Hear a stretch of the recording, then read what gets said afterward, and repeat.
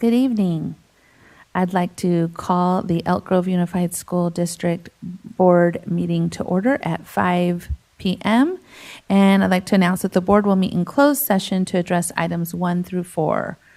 Do we have any public comment on any closed session items? We do not. I would then like to close public comment and we will recess into closed session.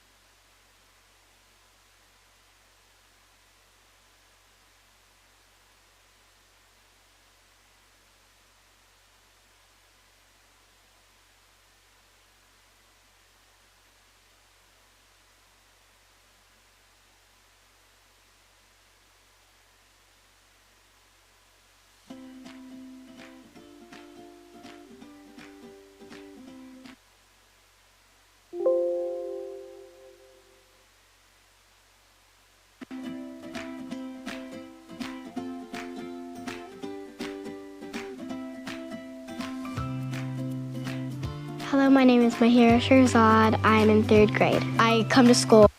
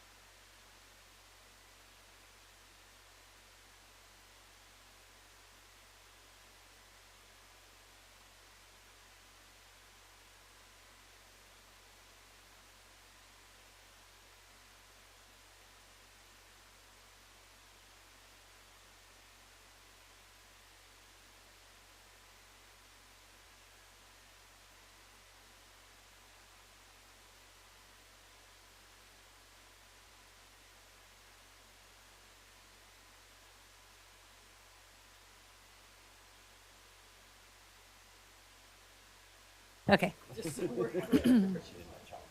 I get none. Good evening. Welcome to the regular board meeting of the Elk Grove Unified School District. Would like to call this meeting to order at 6:09. The board met in closed session and no action was taken.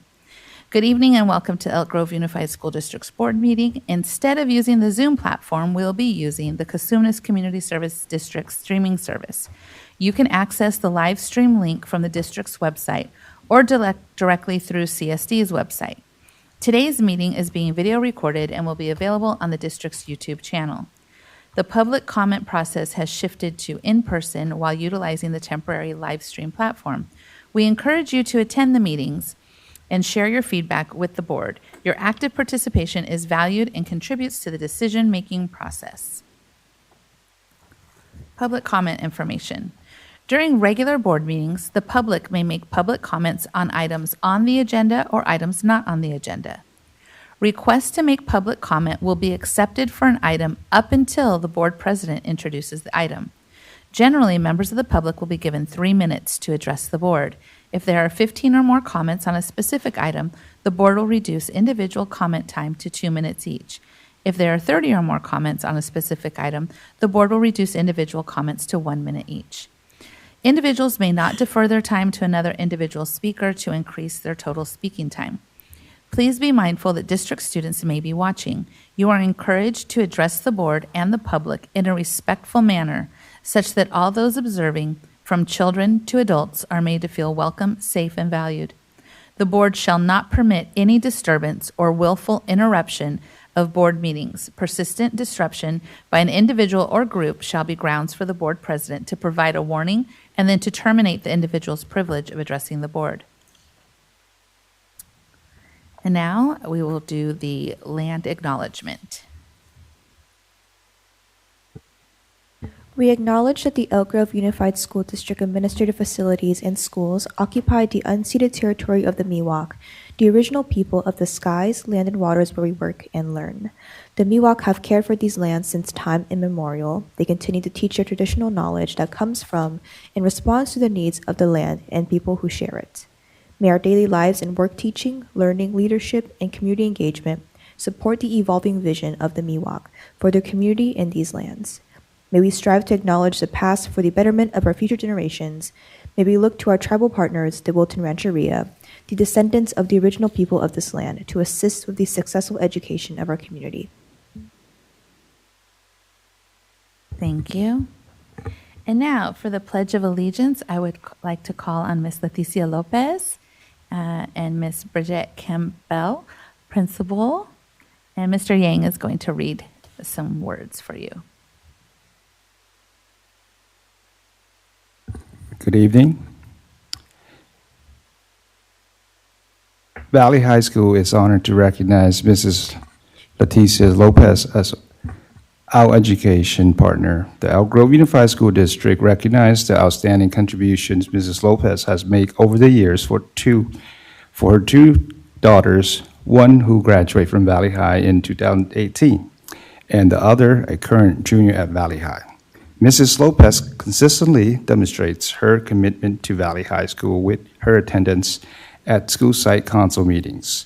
She also supports her daughter's cheerleading activities, varsity volleyball games, avid family nights, and Black Student Union meetings at events.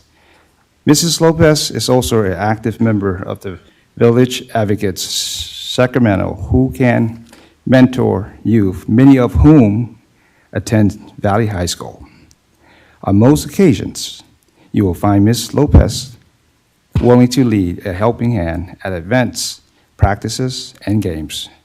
These are just a few examples of how Mrs. Lopez has a heart for our youth. Mrs. Leticia Lopez, the staff and students at Valley High School and the Elk Grove Unified School District recognize and greatly appreciate your hard work and kind-hearted dedication to our community. We look forward to future opportunities to partner together in support of the youth at Valley High School. Thank you.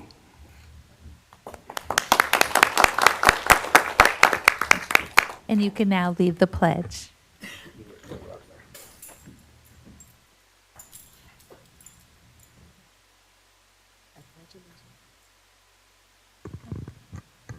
We'd like to invite you to join us. Pledge of Allegiance. To the flag of the United States of America and to the republic for which it stands, one nation, under God, indivisible, with liberty and justice for all. And don't leave, we have something for you. Thank you.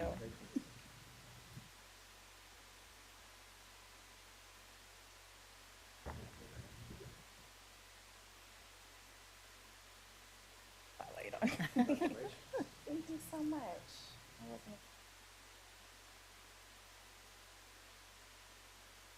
Let's take a picture. Sure. Right over here.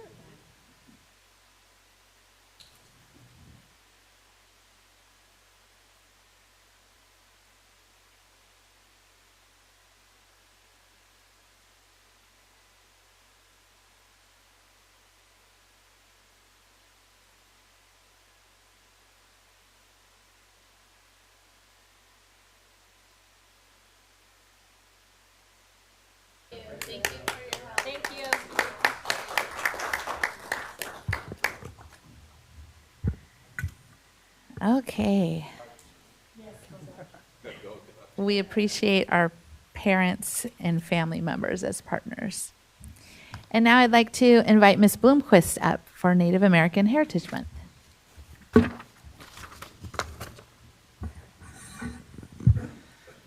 Good evening, Madam President, esteemed school board members, Superintendent Hoffman, Ms. Avalos. As part of the Board of Education's legacy of advocacy for equity and the value of diversity within our school district, members of the Board of Education have an opportunity to recognize November 2024 as Native American Heritage Month. The month of November is a time to celebrate rich and diverse cultures, traditions, and histories, and to acknowledge the important contributions of Native people.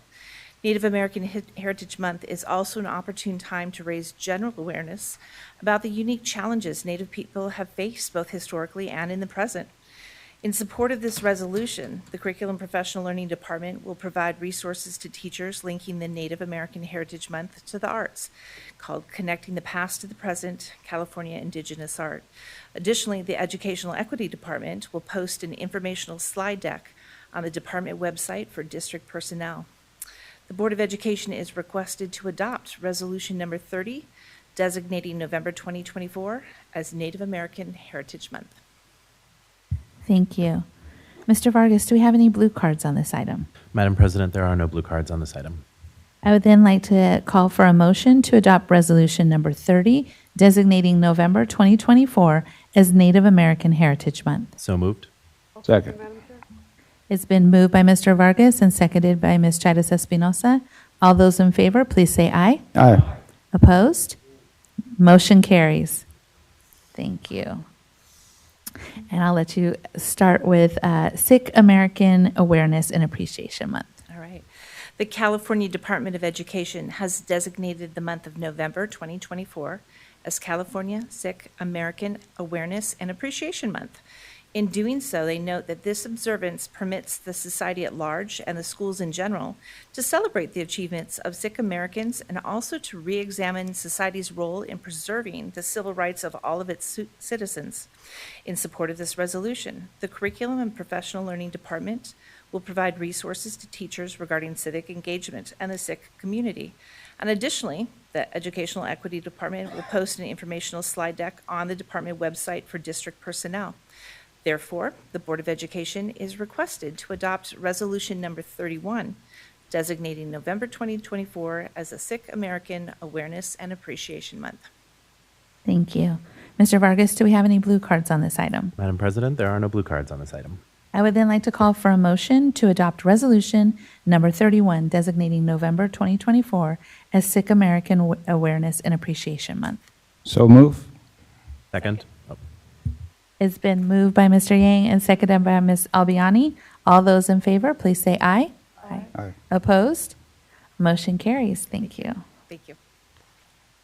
And now I'd like to call on Mr. Jones for Ruby Bridges Walk to School Day.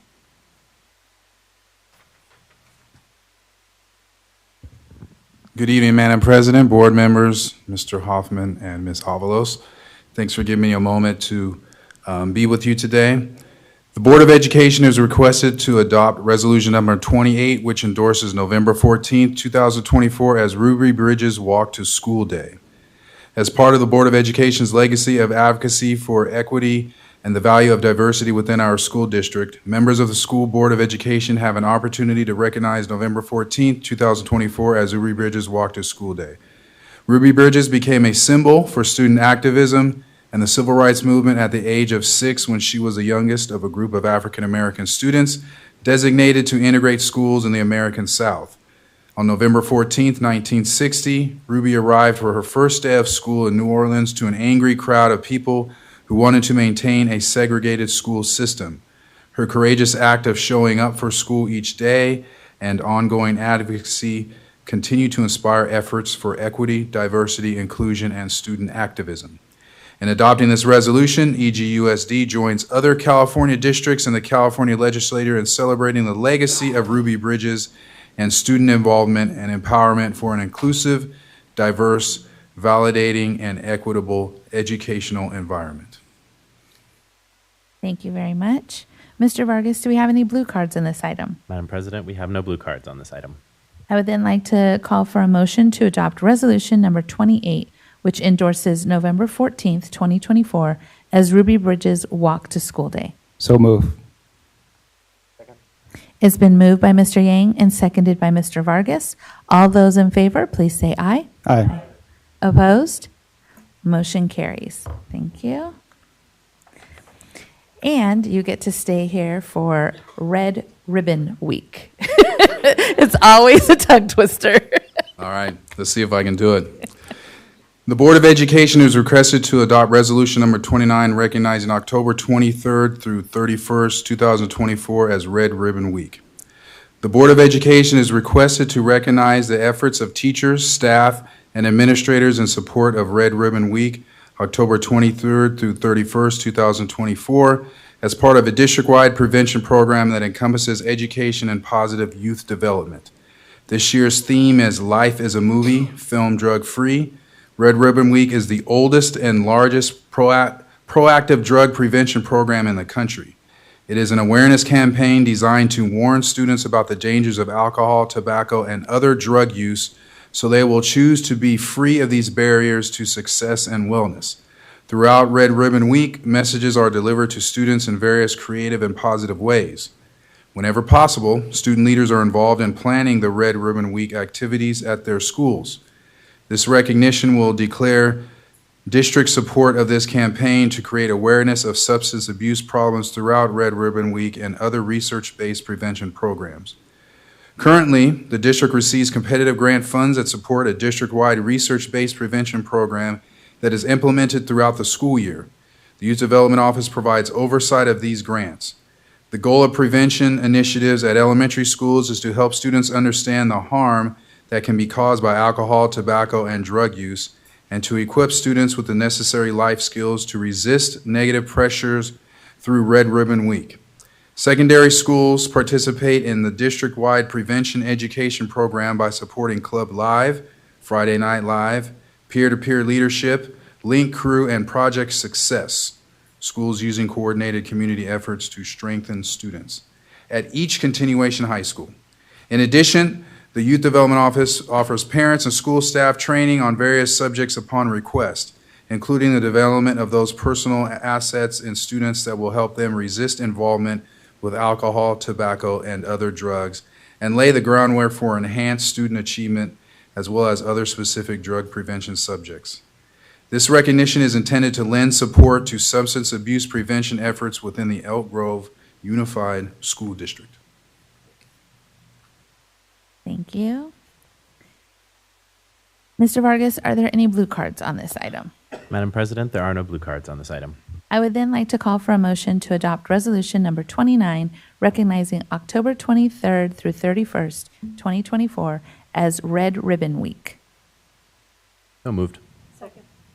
It's been moved by Mr. Vargas and seconded by Ms. Albiani. All those in favor, please say aye. Aye. Opposed?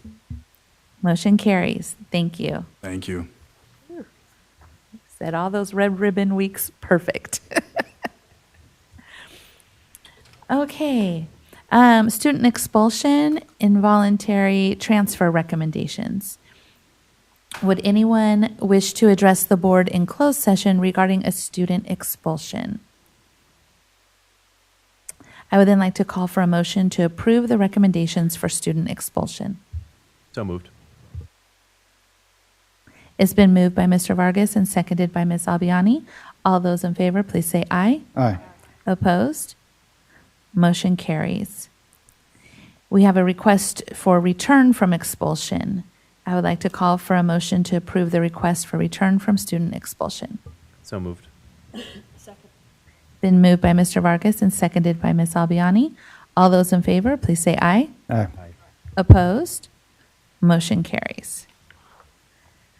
Thank you. And now we will turn to public comment. Mr. Vargas. All right, so we do have a few blue cards today. So we'll start with Melissa Wilkinson, followed by Amy McLean.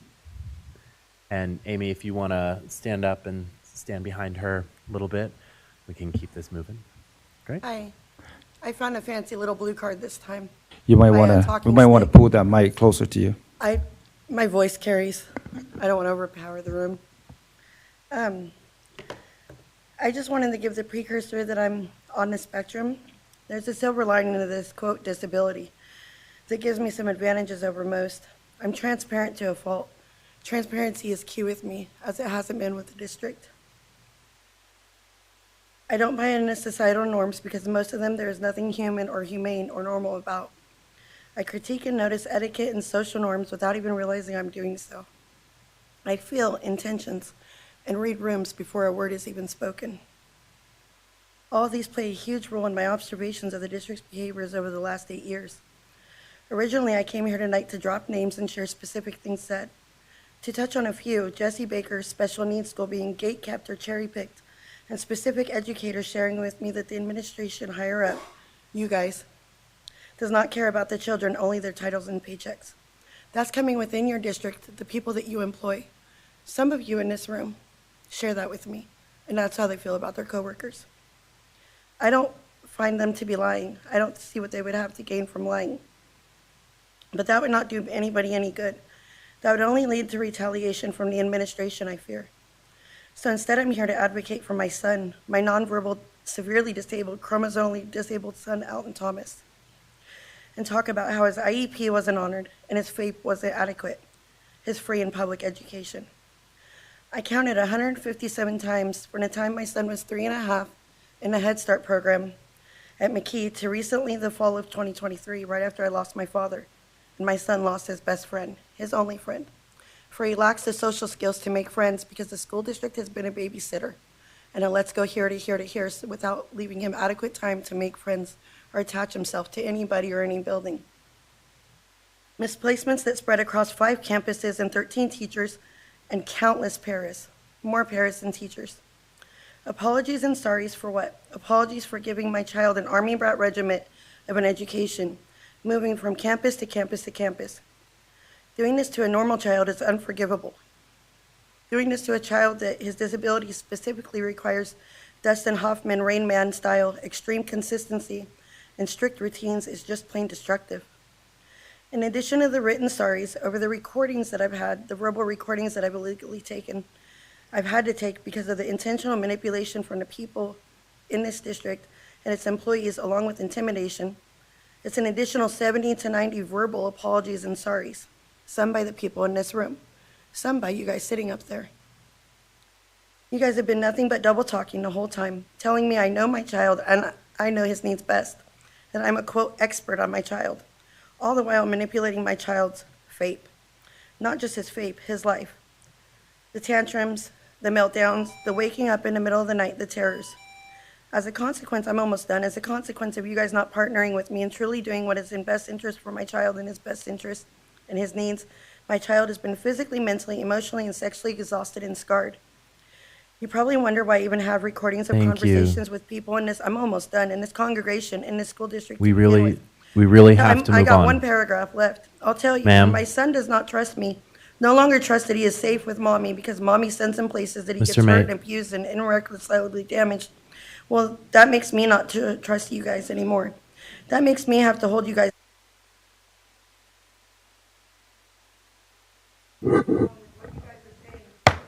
I'm sorry, we have to cut you off. We have to cut you off at 3 minutes. I understand, but we have to cut you off. Thank you.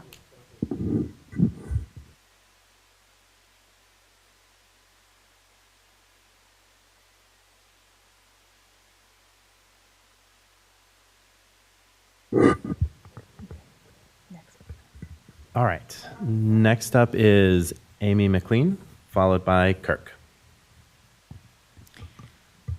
A much more general statement for you today. I was.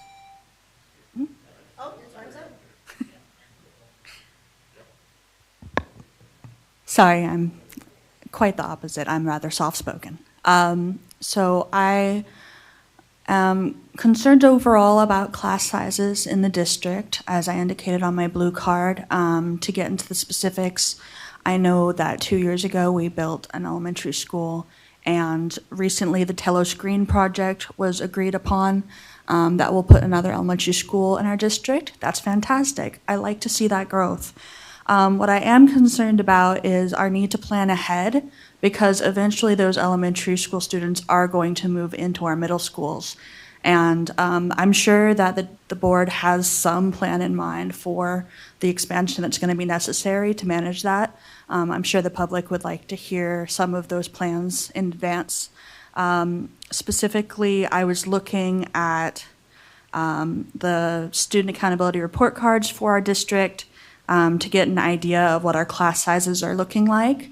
It seems that in our middle schools in particular, science is the most impacted, with 7 of our 9 middle schools having their science classes the most impacted.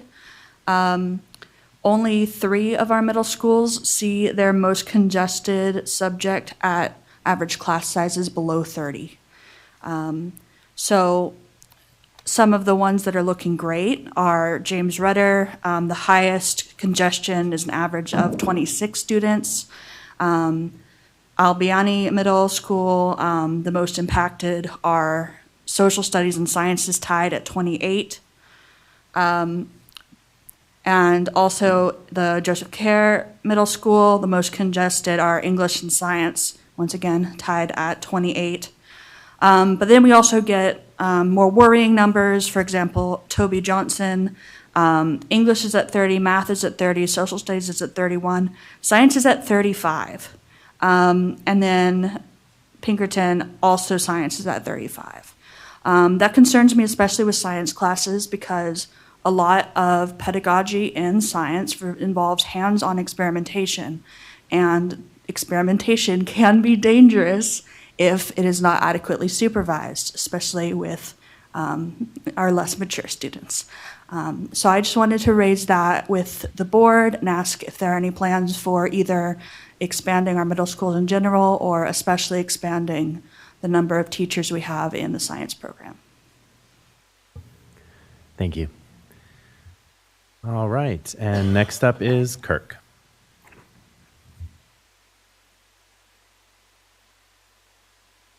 Hi. I want to start by addressing the student board member and apologize for the holdup for the clubs because of the need for the updated club policy at the last meeting. Parents have seen this board cross too many lines in the recent past, and we had to finally put our foot down. Your clubs were unfortunate collateral damage, and for that I apologize. I have seen that Mr. Hoffman and district staff seem to be implementing the new club policy in a timely fashion to get those clubs up and running soon, and I'm confident it's in a way that doesn't require future follow-up in the future. Now, Mr. Vargas, at the last regular meeting, you said some pretty silly things in regards to the club policy. When discussing your apprehension to the new club policy, you said LGBTQ clubs serve an important safety function at the elementary school level. No, they don't. The opt-in feature of the new club policies is what serves as an important safety function at the elementary school level. Having these clubs pop up in secret, especially at elementary school level, is a huge breach of safety. You referred to parents who object to LGBTQ clubs in elementary schools as a small number. Now, I don't think the number is as small as you think it is, but if you're right, it seems we found a minority group you're unwilling to make feel included. In stating your objection to permission slips, you express concern about a child showing up to an LGBTQ club and having to be turned away, and how that might affect the child's mental health, self-esteem, or self-worth. First, I signed a separate permission slip for my son to go to the zoo on a field trip. A separate permission slip is not a huge burden or inconvenience to anyone. Second, telling a child no or not yet does not harm a child's mental health, self-esteem, or self-worth. In fact, I would submit that any child who is never told no is more likely to have mental health and self-esteem issues. If telling a child no damaged their mental health, every parent in the history of the world would be a child abuser. Finally, you referred to situations where a child might want to join a group that their parents have ideological opposition to as difficult. Let me clear this up for you. It is not difficult. I know parents who will not allow their kids to play football or wrestle because of the violent nature of those sports. I strongly disagree with those parents. However, if that kid's parents don't want them on the wrestling team, no member of district staff gets to override the parent's veto. This is no different. And the more you keep pushing to supersede the rights of parents to dictate the upbringing of their children, the more you are opening up this board to state and federal lawsuits, encouraging parents to homeschool their kids, and, worst of all, inviting more strongly worded public comments from me. Your role is not my kid's parent. I would suggest you take some advice from one of the greatest philosophers of our generation, Dwayne "The Rock" Johnson, and know your damn role. Thank you. And that is the end of our blue cards. Thank you. Next, we have the consent agenda. Mr. Vargas, do we have any blue cards on this item? Madam President, we have no blue cards on this item. I would then like to call for a motion to approve items 1 through 27 on the consent agenda. So moved. It's been moved by Mr. Vargas and seconded by Ms. Albiani. All those in favor, please say aye. Aye. Opposed? Motion carries. Bargaining units. Do we have anyone who would like to address the board tonight? Okay, thank you. Then I would like to call Ms. Lavasser up for attendance awareness update.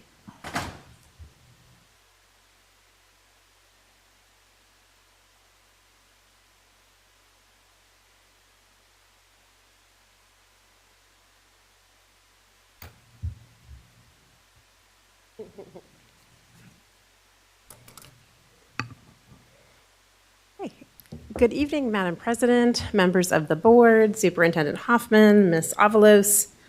Tonight, Director Lisette LeMay and I are going to present a few updates on the various attendance supports that are happening throughout the district. So our presentation is going to focus on a couple different areas. One, we're going to provide a little background. We're going to speak to about what is continuing with the supports. We're going to speak to what has been enhanced and share our attendance campaign for the year.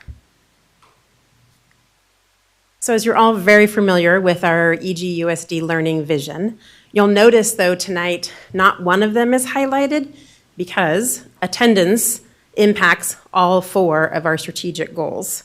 Tonight, you're going to hear about how that works throughout the district and in our schools. And then our focus, we just want to remind you really quickly, with the Family and Community Engagement Department and then with our district throughout, this is our focus. We hope that in the end, families are equipped to support their students by knowing the following. We want to, if I ran into a parent, let's say in the grocery store, I would want to be able to ask that parent, do you know how your student is currently doing? And they could answer. We would want to make sure that their families know what their children are expected to learn. And then, of course, we would want to make sure that our families, our caregivers, whoever child goes home to, they know how to help their child at home, both with academics, behavior, social, emotionally, and, of course, with attendance, which is what we're going to talk about tonight. So I'm going to turn it over to Ms. LeMay, and she's going to share some background. Well, good evening, Madam Board President, members of the board, Mr. Hoffman and Ms. Avalos. So as Lisa said, I will start by presenting some background information. So we know that post-pandemic, chronic absenteeism numbers skyrocketed nationwide. And so as we set out to strategically and intentionally address how to address chronic absenteeism, we wanted to first do research to figure out what works and what doesn't work, because we want to be efficient and effective in our methods. And so what research has told us clearly does not work are punitive measures, particularly those that involve law enforcement. So that would include our knock and talks with law enforcement, and additionally referring families to truancy court. Most current research shows that truancy court in particular is an ineffective punitive court-based measure, and that was done in research that was conducted in 2 states, Texas and South Carolina. And so I'll just quote the Youth and Children's Law Center that says, there are no studies that find court-based responses are the most effective way to respond to truancy. And so with that, we look to find, well, what does work? And so what research tells us does work is keeping families informed, making sure our families understand when to come to school, when to stay home, understanding the impact of missing just 2 days out of a month of school. We work with our families to reduce barriers to get to the root cause and then help to address some of the barriers to getting children to school. Helping students feel engaged and connected at school. So those positive relationships are key, and that's connected directly to our district-wide theme of connectedness and belonging. We know that when children feel connected, when they have a trusted adult or more than one trusted adult, and they have something that they're looking forward to, they're more likely to want to get up and go to school. And then finally, research bears out that when teachers understand and embrace their influence over student attendance, that is where we see the most impact. So research says we address attendance at the lowest level, which would be the classroom level. And so we are understanding now how to help teachers better understand their role in addressing attendance. What we are continuing to provide in support of helping to address chronic absenteeism are our positive parent-teacher home visits. We know that those visits are key in helping staff build positive rapport with students and families connecting home to school. To date, this year, we've conducted just over 3,000 home visits. We are continuing to provide regional attendance improvement technicians. Rates is the easy way to say that. Our rates are regionally placed, and they provide schools with support in making attendance calls to reach families of students who need support with attending school regularly. Part of their support would be to help families problem solve barriers to attending school, and sometimes they do that through the School Attendance Review Team meeting, also known as a SART. We also have our family school community liaisons who work collaboratively with our regional attendance improvement technicians.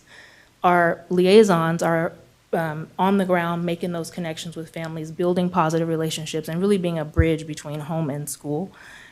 And together, they are able to help families, again, address barriers to students attending school.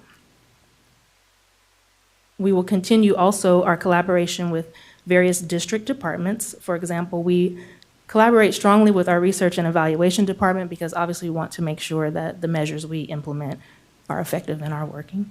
We also collaborate strongly with our student support and health services colleagues, our wellness providers, nurses, et cetera.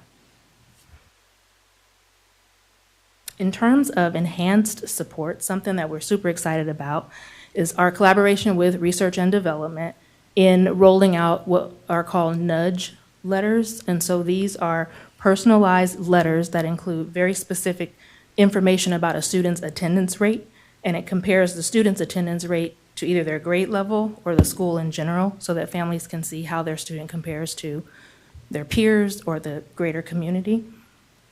These letters stress the importance of attendance using asset-based language. And so in conjunction with RED, we are rolling this out to see if this additional support makes any difference in improving our attendance rate.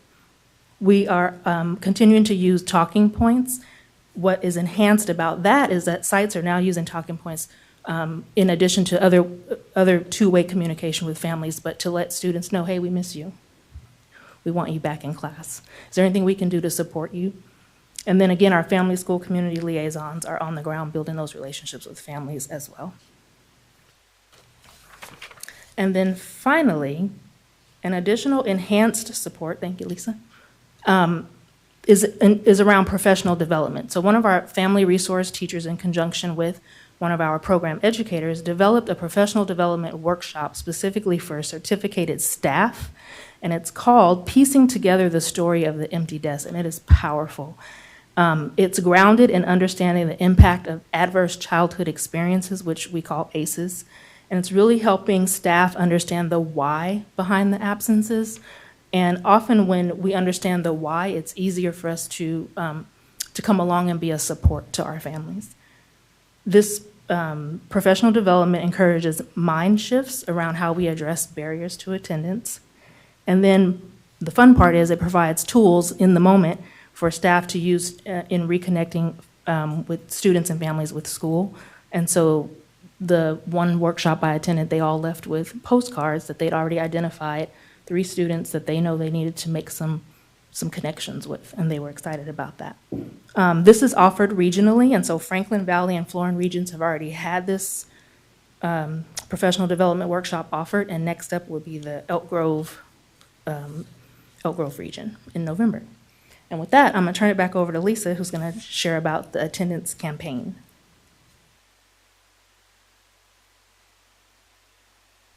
Okay, so I'm going to share a little bit about this wonderful collaboration between the FACE department and the communications department. So every year we have an attendance campaign, and this year's theme is called You Belong Here. This theme was created based on the pre-service theme that we had at the beginning of the year, connectedness. Here we have heard, earlier tonight I should say, the research stating that students come to school when they feel connected, especially when they feel connected to an educator, to their teacher. So in September, we had, nationally, it was Attendance Awareness Month. So the communications team, in collaboration with the FACE department, went out and interviewed teachers and students and parents and sought ideas on why do you come to school? What are some tips that you can give fellow caregivers and parents and guardians out there to help them get their kids to school? So what you're going to see tonight, we've produced over 12, maybe 13, 14 videos. You're not going to see all of them tonight. You're going to see a short clip of just a couple examples of this theme.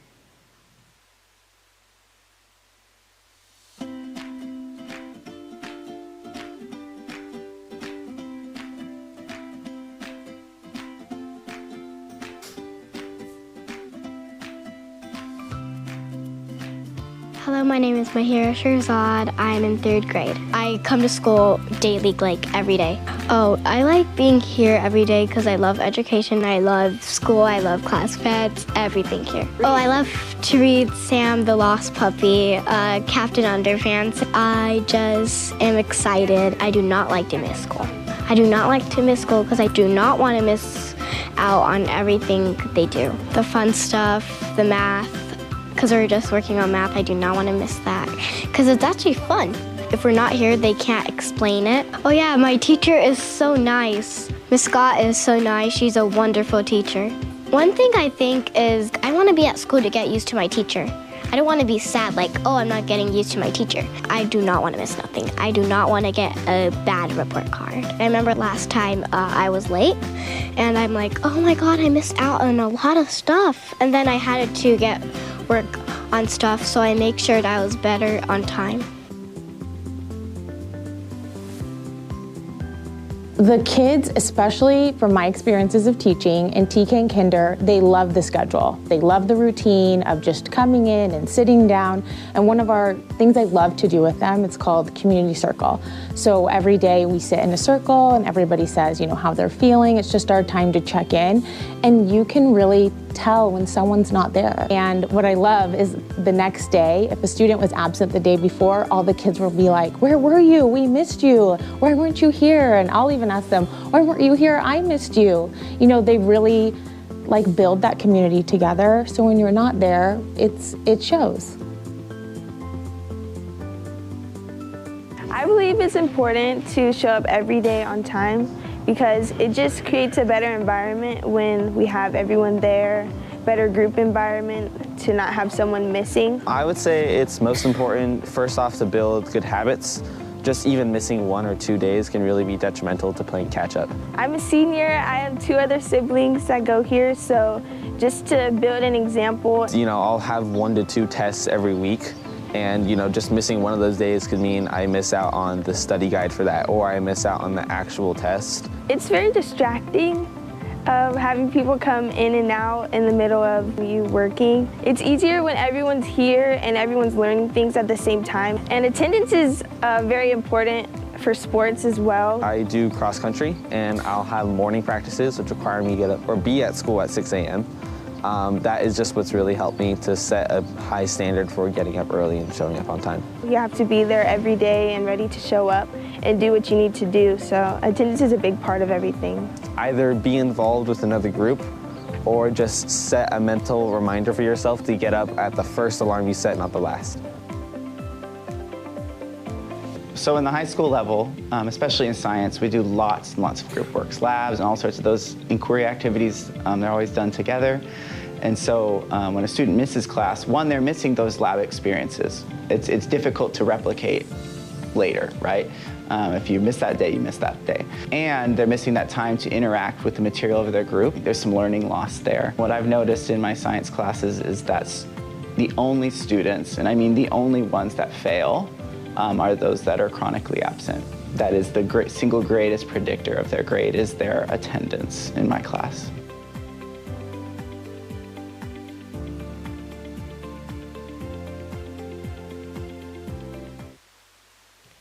So all 3 of those students could easily take my job. They were phenomenal. They didn't have a script. We just asked them a question and they responded. They were willing to be on camera. We have many, many more videos. Parents have given us ideas and tips.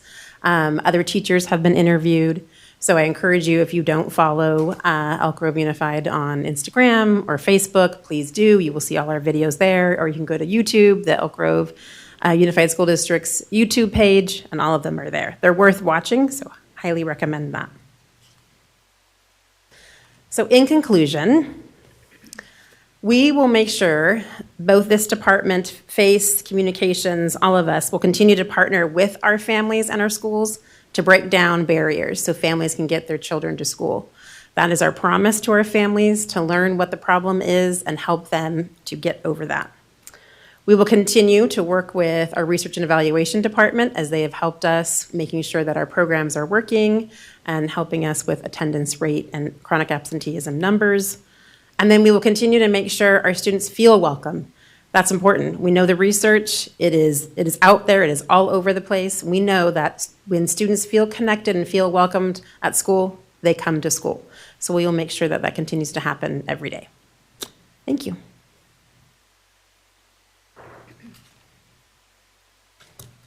Thank you very much.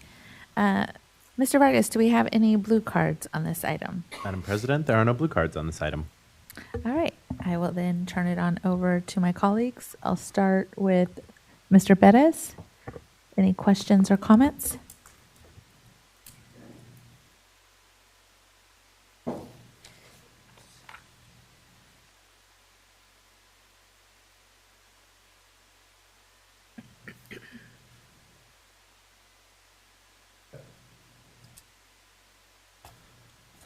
Well, very good report. But did you present last time on the subject matter more data? I have not presented on attendance since I've been in this role. Absence? We have not. Okay. Well, it's my understanding. Okay. Are we talking about attendance or absence, being absent from school? What's chronic absenteeism, so missing school. chronic? Okay. So then, therefore, the SARC provides the following information revealed to the pupil engagement, state priority number 5. This is number 5, correct?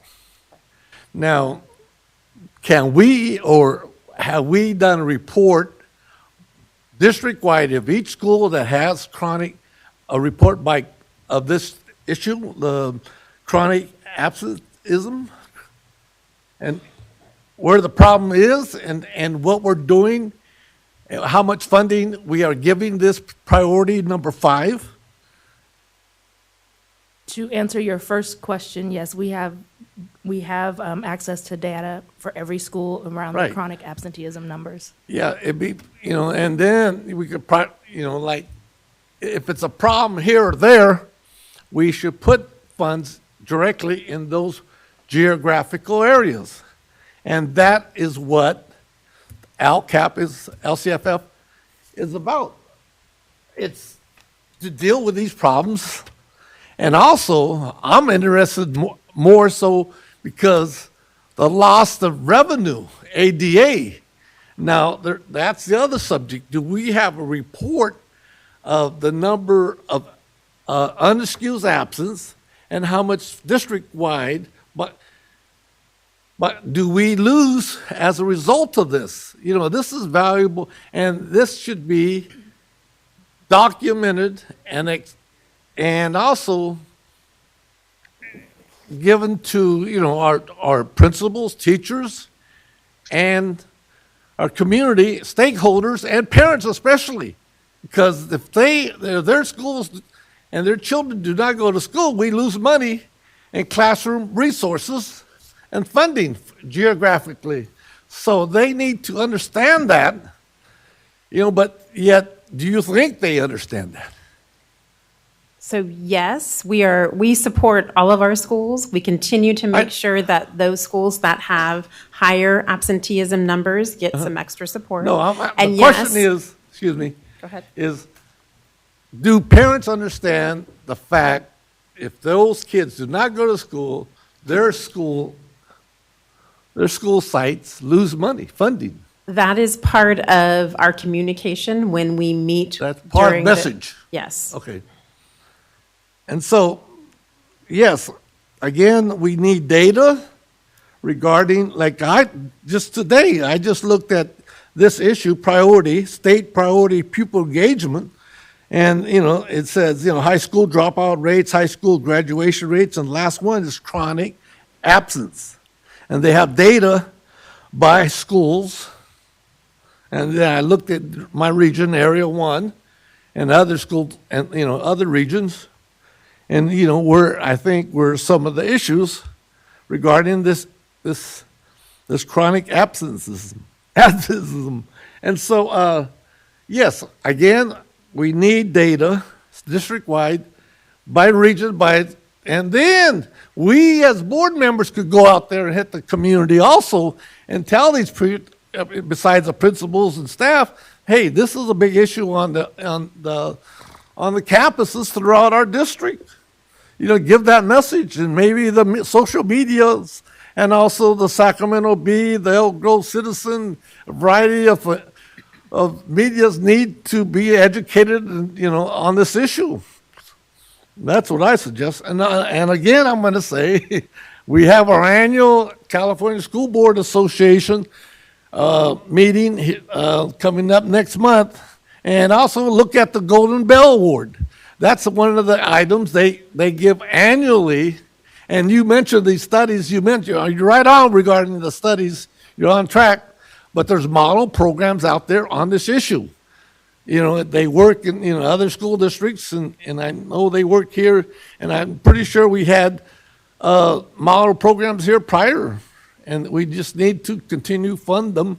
And with, I'm saying paraprofessional parents, people who know the community and who know where those kids live, and they don't, and they know a little bit more what's happening in the community than we do as educators, But again, you need to get people from the community working on this district-wide issue.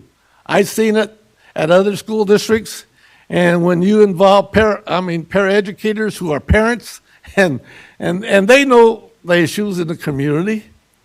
You know, number one is poverty. You have more absence because of poverty, because of, you know, affordability of maybe the gas money, full tank of gas. And also, have we ever thought of giving some of these students maybe a bike or a skateboard? If they come to school, get them some type of incentives. Got to think out of the box. When I see these kids, you know, walking or riding to school, they're walking 2 miles. I always stop and ask them, "Hey, where are you going?" And they walk beyond the 2-mile limit, in which they should be taking a bus. But they're very, you know, they don't, and some don't want to take the bus. So anyway, regardless, we need to find out what kind of incentives that we can give these students. And if they're coming to school, you know, 95% of the time, that's another incentive. Let's give those students incentives to continue what they're doing at the other end. You know, let's praise those students. My son, who goes to special adult school, every month he comes home with a certificate, 100% attendance, and he's proud of it. He's 35 years old. And so that's, you know, remarkable that still to this day he's thinking about 100% attendance in this program. And he will not go to a football game or a baseball game or other activity because he wants to go to the program, because he wants that certificate. It works. Thank you. Keep up the good work. Just need more data. Thank you. Mr. Fortuna? Thank you. One of the items that you had mentioned was the importance of parents understanding what a child misses when they don't attend school. And we know that parents have the opportunity by logging on to their child's class and finding out what the lesson objectives are, what reports are due, what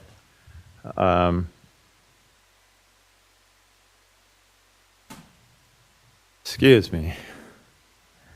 I thought when your phone is off, I'm not technological. I thought when you go silent, it's silent. It's in my ears. Anyway, so our teachers make that effort to put in grades, project deadlines, tests, so on and so forth. And we know it's important that 100% of our parents are enrolled. So what specific actions do you take with those that correlate, especially with poor attendance and not being logged into Parent View? So, excuse me, we have, and not just recently, we've been doing this probably since the pandemic, but we have very intentionally made ourselves available at sites during key times, whether it's drop-off, pick-up, transition between AM and PM kindergarten, partnering not only with our liaisons, but our attendance team and our program educators to get families who are already on campus naturally and get them logged into Parent View, activate their Parent View account, log them in, and even spend time with them, helping them navigate, which is not always easy. And so that is a campaign that we've been doing and we continue to do, and we revise it and refine it as we move along to make sure we're capturing the most families that we can. Yeah, one thing, Mr. Forcina, it's kind of a, sometimes we're our own worst enemies in that we've made it easier than ever for kids and families to be able to get the information that they miss when they're not there on it, and we obviously don't want to hide it from them. So you can't go backwards. You have to, but we also in the videos you see the kids and the staff speaking to just getting the information is one thing, but actually having the engagement with your classmates and with the teacher, that's where the magic happens. So we really want to make sure people show up every day, even though we've made it easier than ever for folks to be able to get to the assignments and find the information if they did miss a day. but we still want them to show up. Well, sure. I mean, the fact that we provide that is a strength point, and you know, we need to communicate the message. Certainly, there's a correlation between understanding what the expectation is and actually participating in the acquisition of the information. They're both important. Is that you were not here when we had our SARB committee reviews. I believe you were not here. I think it predates you, doesn't it? We still have those. Yeah. Yeah. And, you know, we had a broad-based committee, some, 45 people, in which we restructured the whole attendance review process to move away from a punitive system to a system of encouraging positive attendance. And in fact, that's what we labeled it, positive attendance. And we set forth the regional positions to help in attendance. Do the regional people get involved in the writing of the nudge letters? Who writes the nudge letters? So the nudge letter was put together by RED, with the guidance of EAB, who provided that as a possible strategy. So, and it's separate from the attendance letters that go out automatically.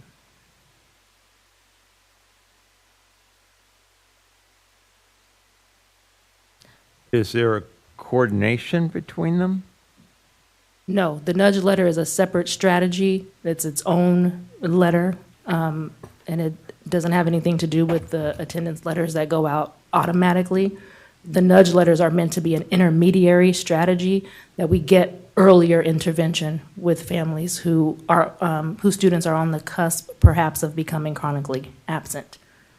So we have people responsible for sending out attendance letters saying your child's not here on one side, and then on the other side we got people who determine whether or not going to send out a nudge letter, but those people don't talk to one another?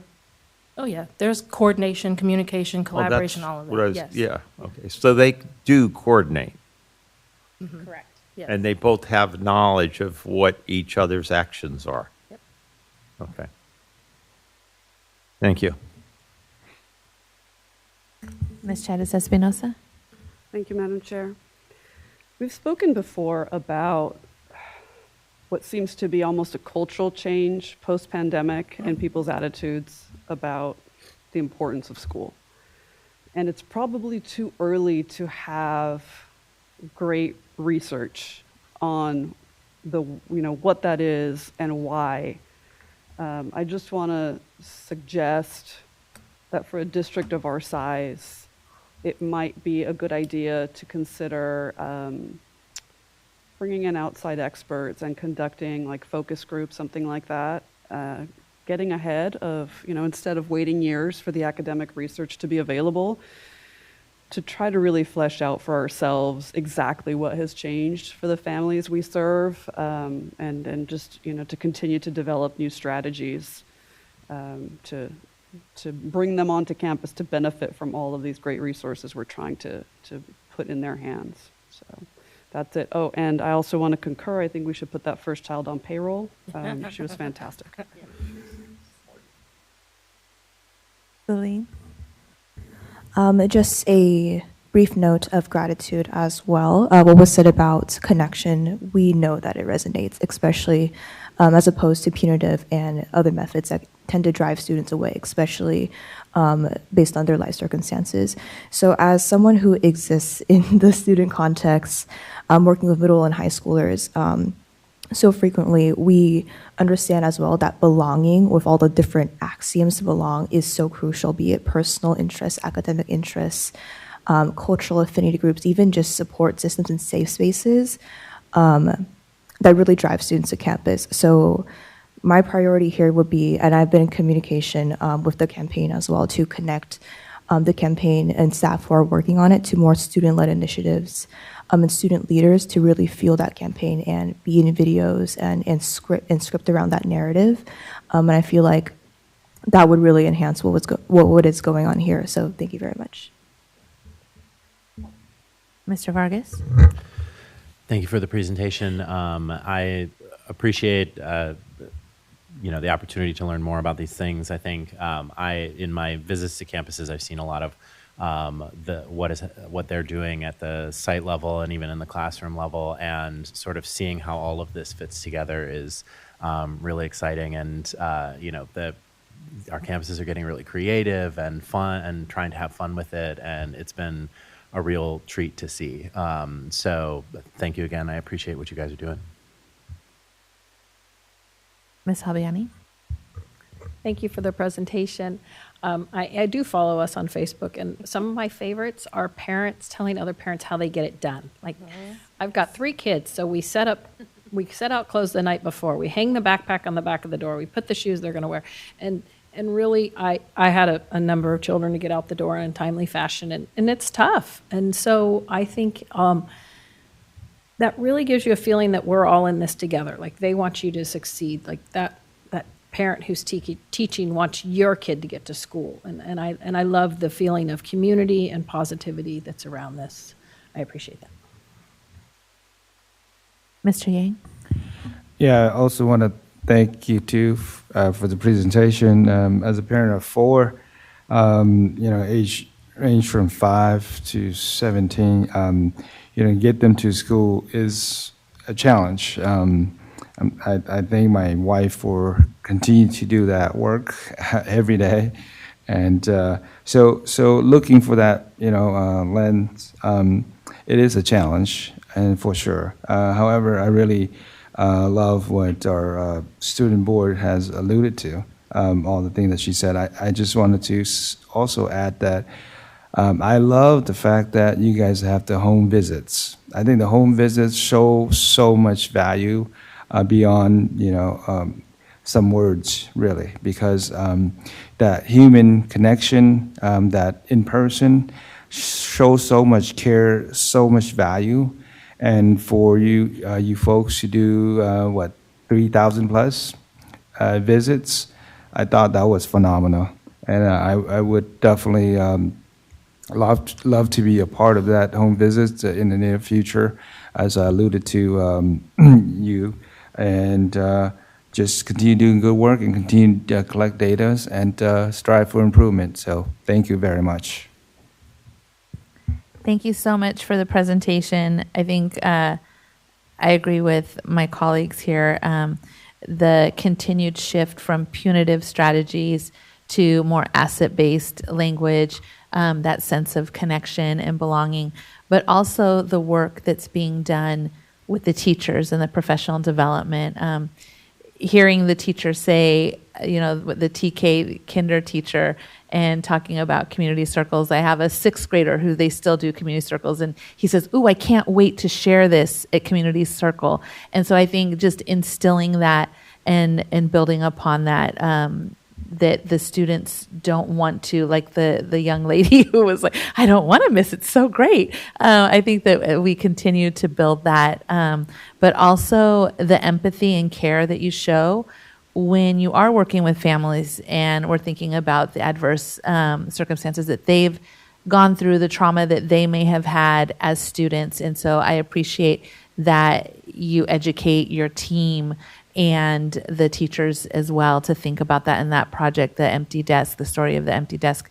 I just really appreciate that we are providing that lens to all of our staff and our teachers, so we can continue to build that culture. So thank you.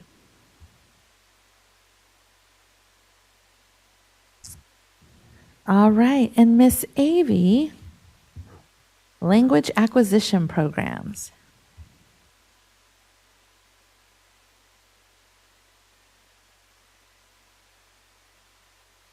We'll wait for the switching of the PowerPoints. Here they come. All right. Good evening, Madam President, members of the board, Superintendent Hoffman, and Ms. Avalos. We want to thank you for the opportunity tonight to be able to share with you a report where we're going to talk about the 2 different types of language acquisition programs. I have Director Lindsay Lilly with me, and she will cover most of the report this evening. So if you take a peek at the agenda, there's a couple things we want to point out. Is we did have a department name change, so we'll mention that. We're going to go over 2 different language acquisition programs. We're going to look at dual immersion. We're going to look at the benefits of that program, the considerations with it, and some challenges. And then we're going to end with looking at structured English immersion, which is the program we use in Elk Grove, and the opportunity for questions and discussion. So if we just take a moment to look at our learning vision, this is really important for our multilingual learners because their goal to leave our district is to be proficient in multiple languages and to show proficiency in state standards. We also want them to leave Elk Grove being ready for career, life, and all of the opportunities it presents.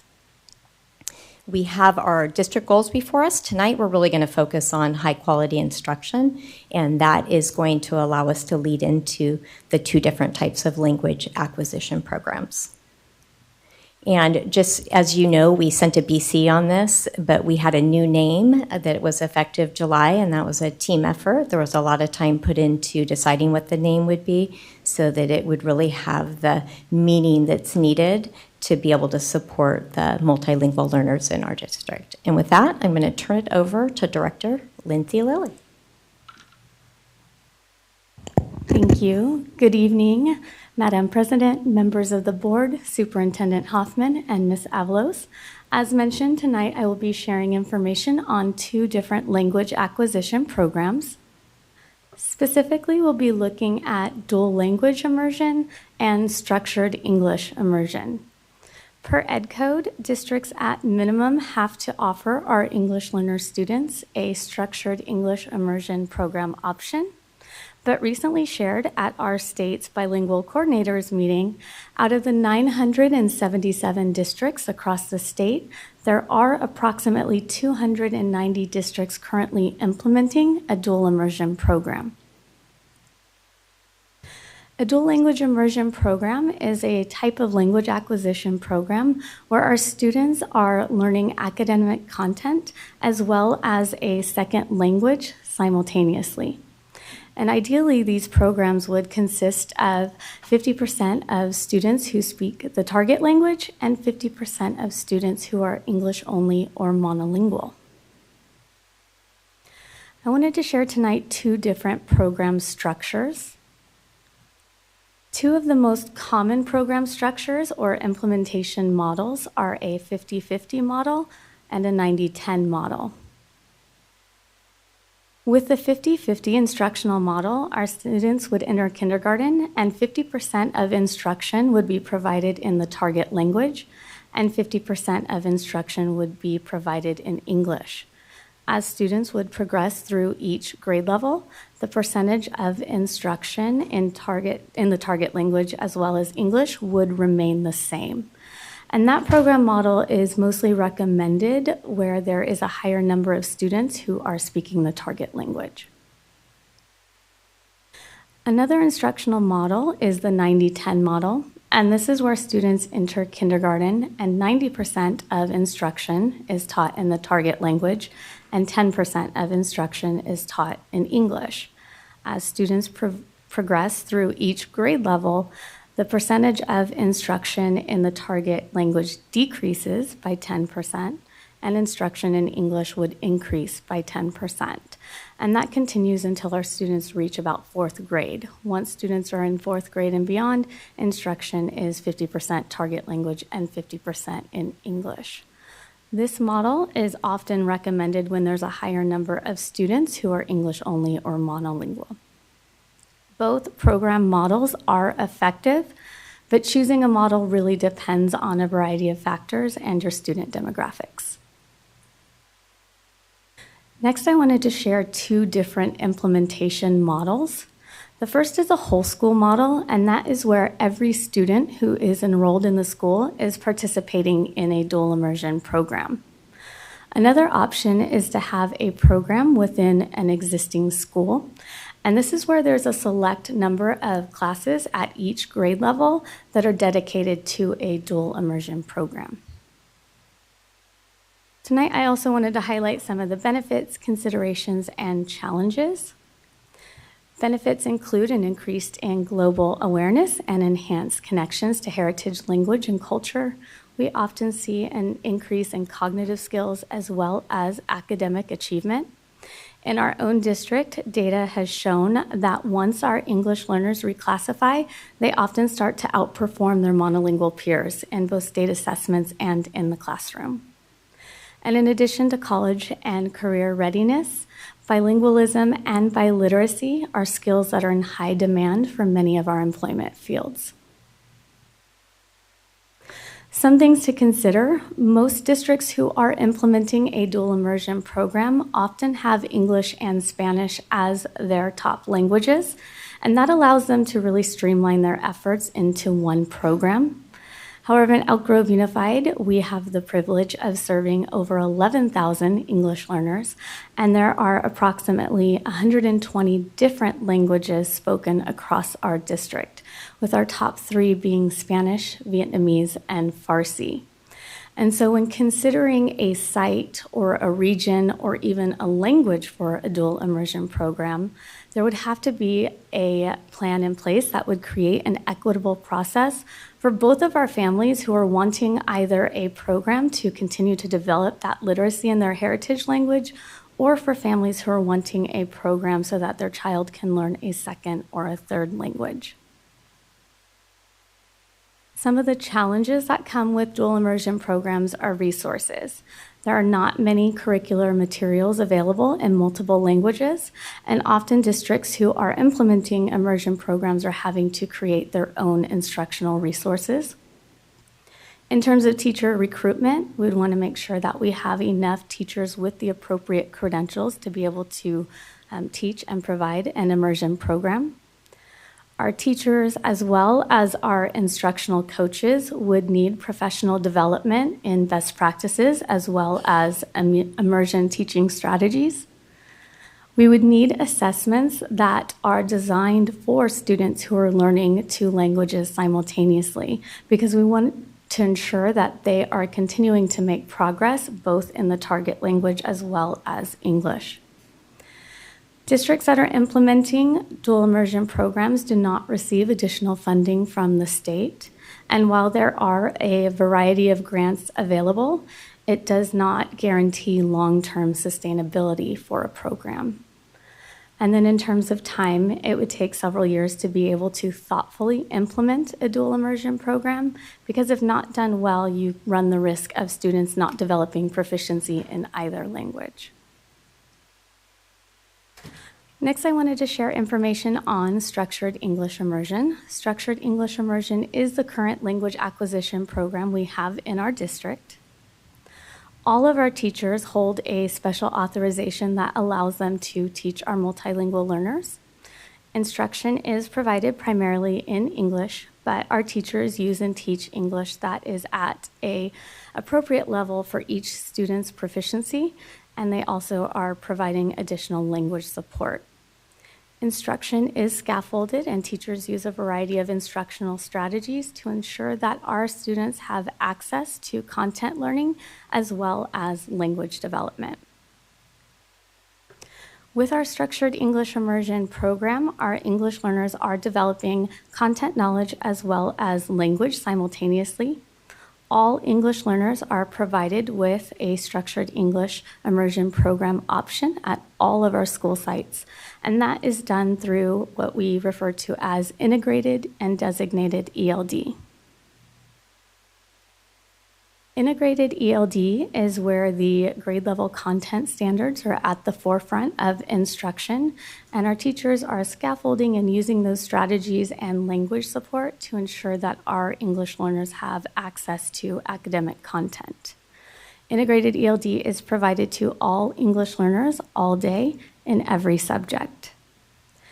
Designated ELD is protected time during the school day for English learners, where they are focused on the ELD standards and developing a deeper understanding of how English works. And that's tied to our 4 domains of reading, writing, speaking, and listening.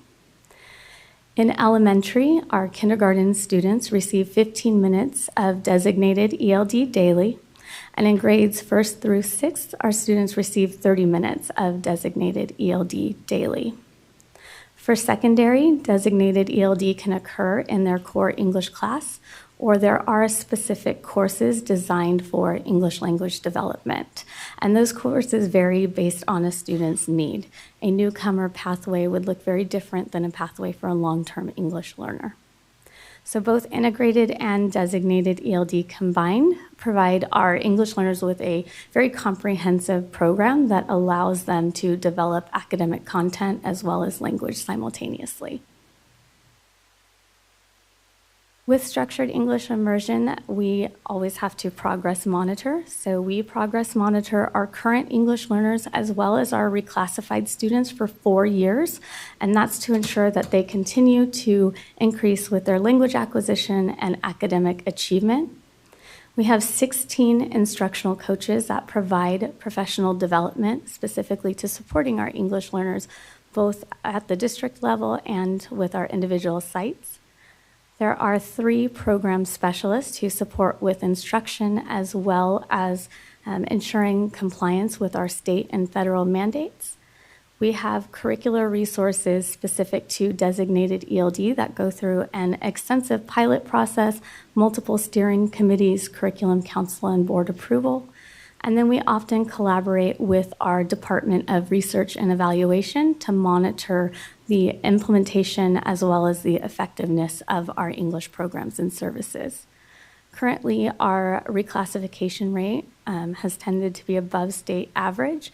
And just this last year, we had our highest number of English learners earn the state seal of biliteracy. We had over 400, with 7 students earning it in 2 or more languages. Thank you for this time and allowing me to share those 2 different language acquisition programs. I'd like to pause for any questions or comments. Thank you so much. Mr. Vargas, do we have any blue cards on this item? Madam President, we have no blue cards on this item. Thank you. I'd then like to turn it on over to Mr. Yang for questions. Yeah, good evening, and thank you for the presentation. I haven't deep dive on the study of multilingual education myself, but I have quite a bit of experience being born in Thailand and growing up learning Thai, Lao, and have a native of Hmong language. And, I come here at age 12 and a half and learning English then. I think there's real benefit in it. However, it may not be as easy to structure and teach it. And I think that the idea of multi-language education is a great thought, great program. I definitely, for easy answer, I would say yes, go for it. Now, when it comes to the actual language that emerged with the English language, I think that could, folks could be a little bit biased. It depends who you ask. As we all know, this school district, Elk Grove Unified School District, is a very, very diverse school district across the board. With Google say we have over 100 different languages spoken in our district, and that's a lot, right? So with that said, I am more than willing to be a part of the solution of providing this multilingual education going forward, but I would really love to see come to fruition in the near future. Thank you. All right, Ms. Albiani. Thank you. I love the idea of dual language. And when my children were young, we actually had someone come over to try to start teaching Spanish, and it's an all-inclusive thing, especially when your mother doesn't speak Spanish, so it's not helpful. I can't wrap my head around how we would do it. I was interviewing principals last week, and the principal we were talking to, they spoke 23 languages at the school she was at the elementary school she was at. And so I don't know if we need to think clubs or ways we can support language acquisition. The biliteracy is very positive. Watching that has grown greatly since I've become a board member. It was not well known, I don't even think, and on people's radar, and we've done a very good job of growing that program and recognizing those students' hard work. So I truly don't have any answers, but I do appreciate the information, and it's a lot. Mr. Vargas. Thank you very much for the presentation. So the way that I think I'm hearing you is that we do mostly acquisition of the English language. So we have students coming in who speak other languages, and our focus is on teaching them English. So to what extent do we do sort of the reverse, where you have our English language students, and to what extent are we creating opportunities for them to learn other languages? That mostly occurs in our secondary, where we have different world language courses that students can take. So we don't do sort of what we're talking about here, dual language immersion. We don't have any of those programs in the district, or? We do not. Okay. Has there been any thought to starting them, or is this is it something that has been discussed? In order to give the board a recommendation, more additional information would need to be collected through a feasibility study. Got it. So I have one other question, which is in the 90-10 model. So we start with, they enter kindergarten, 90% target language acquisition and 10% English. So obviously in those years, between kindergarten and fourth grade, they're learning a lot of English still. And so how does that model impact their ability to learn the English language while they're also learning the target language? So they start at 90-10, but once they get to fourth grade, it is 50% target language and 50% English, so it's equal in both languages. Right, but my question is around, even if we're doing 100% English, we're still teaching a lot of English. We're still teaching a lot of literacy, reading, comprehension, a lot of those things. And so if we're switching from 50% English, 50% or 90-10, or whatever it is, that seems like less English. And so does that delay that learning, or are we still trying to get that learning in with 90, 80, so on and so forth?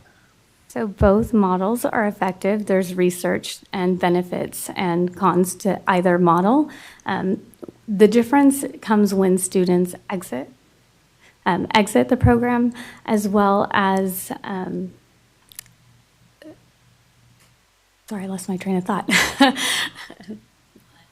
So if I understand the question, what we would have to do is make sure we have the right curriculum and assessments along the way, because we would still have the same expectations in terms of standards, and that's why it becomes one of the challenges, is you don't have many publishers out there who are providing curriculum in multiple languages, and we would have to have the correct assessments. Our teachers would have to have a deeper level of training, because you're basically teaching in two languages the same content standards that we do now. So I think that's part of the piece of the challenge of how we would actually do that and have the resources to be able to support not having students leave a program like that and be academically behind, but also not proficient in either language in an academic sense.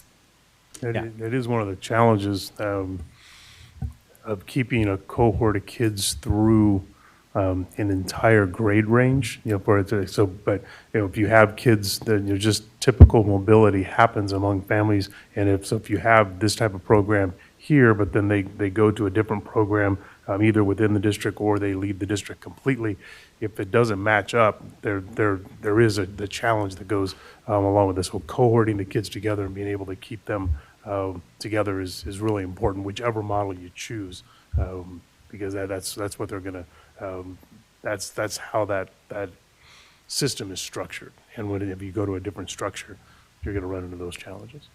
Yeah. So thank you again for the presentation. It sounds like a really cool, thing to explore. And I would be interested to see sort of how we handle all of those challenges. So.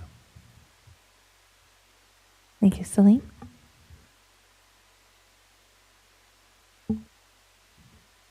I wanted to ask as well for the dual immersion program, since much of the language acquisition is taking place during elementary school, is there any specific foresight on how this will serve as a pipeline for later high school graduation requirements? Is there like a consistent between the learning standards that starts in elementary school towards the same language in secondary education? And within formulating this plan, do we anticipate needing to adjust the graduation requirements? And just what is predicted for the future, very briefly?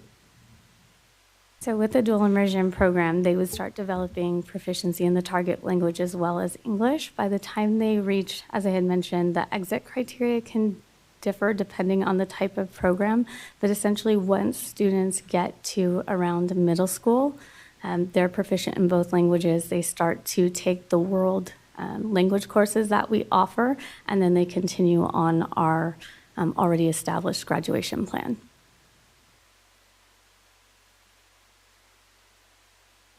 Thank you.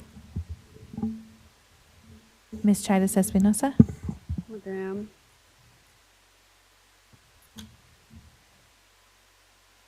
First off, I want to thank the chair and the superintendent for placing this item on the agenda. Thank you. It's been a long time coming. Since the presentation includes both ELD and language acquisition, I just want to draw a distinction.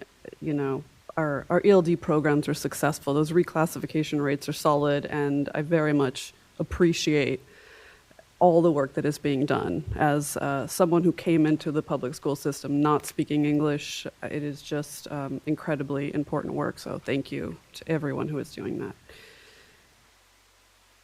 So switching to dual immersion, I'd like to address Michael's question first because I think it's important and it's a really common question. So if I understood, does learning multiple languages affect your acquisition of English, or in short, or could we be harming our students, which obviously nobody wants to do? And, that's a valid question, but it is also a fear that has been the reason that many students lose their heritage languages. It's been a fear that even educated folks don't sufficiently delve into and address, and it often has meant that, educators advise parents not to teach their home languages, for example. So it's a great question to raise, but we always want to make sure that it is sufficiently addressed. So prior to 1998 and the passage of Proposition 227 in California, which outlawed quote-unquote bilingual education, I think there was a greater diversity, I'll say, if I want to be generous about it, in kind of what quote-unquote bilingual education offered. Prior to that, we did see, people go through bilingual education potentially through their entire public school careers and come out of it with not great English and not great Spanish or whatever the other language was. But since then, the programs had to be redesigned, and they're a fundamentally different animal. So what we see now is that you come out of these programs with a solid foundation in English and a solid foundation in whatever the other language or languages are. And the data show that these programs do not harm our students. They actually are an asset. Parents who have been through this can tell you, and the data show, that often in the early years, you may see what appears to be a delay in language acquisition. It's in standardized tests, for example. It may show, for a year or two early on. But pretty quickly, what the students have been learning starts to show up in those standardized assessments as well. So just so folks know, it's don't take my word for it. This is what the data show. We have in education come a long way in many different areas, but one where I think we are just, in my mind, just shockingly behind is in making the transition from thinking of, coming from an asset-minded place as opposed to a deficit-minded perspective when it comes to language, right? It is wonderful that our state seal of literacy numbers are increasing, but 400 in a district of 63,000 where we know our home language survey says what percentage of students comes in, speaking a foreign language. Is 40% more? Greater, right? Yeah. So that it's a tremendous missed opportunity, right? Our students are coming in with assets that we are failing to even sustain. We are allowing these assets to be lost, and that to me is a tragedy. So, we have to embrace languages other than English as being valid languages of instruction, not just as an elective to be met in high school. And that's a really fundamental shift that needs to take place. We've also made a lot of progress in other areas in applying what we know about cognitive development, about brain development. It's made tremendous changes in early education. But we seem to kind of plug our ears and pretend not to understand what that means for language acquisition.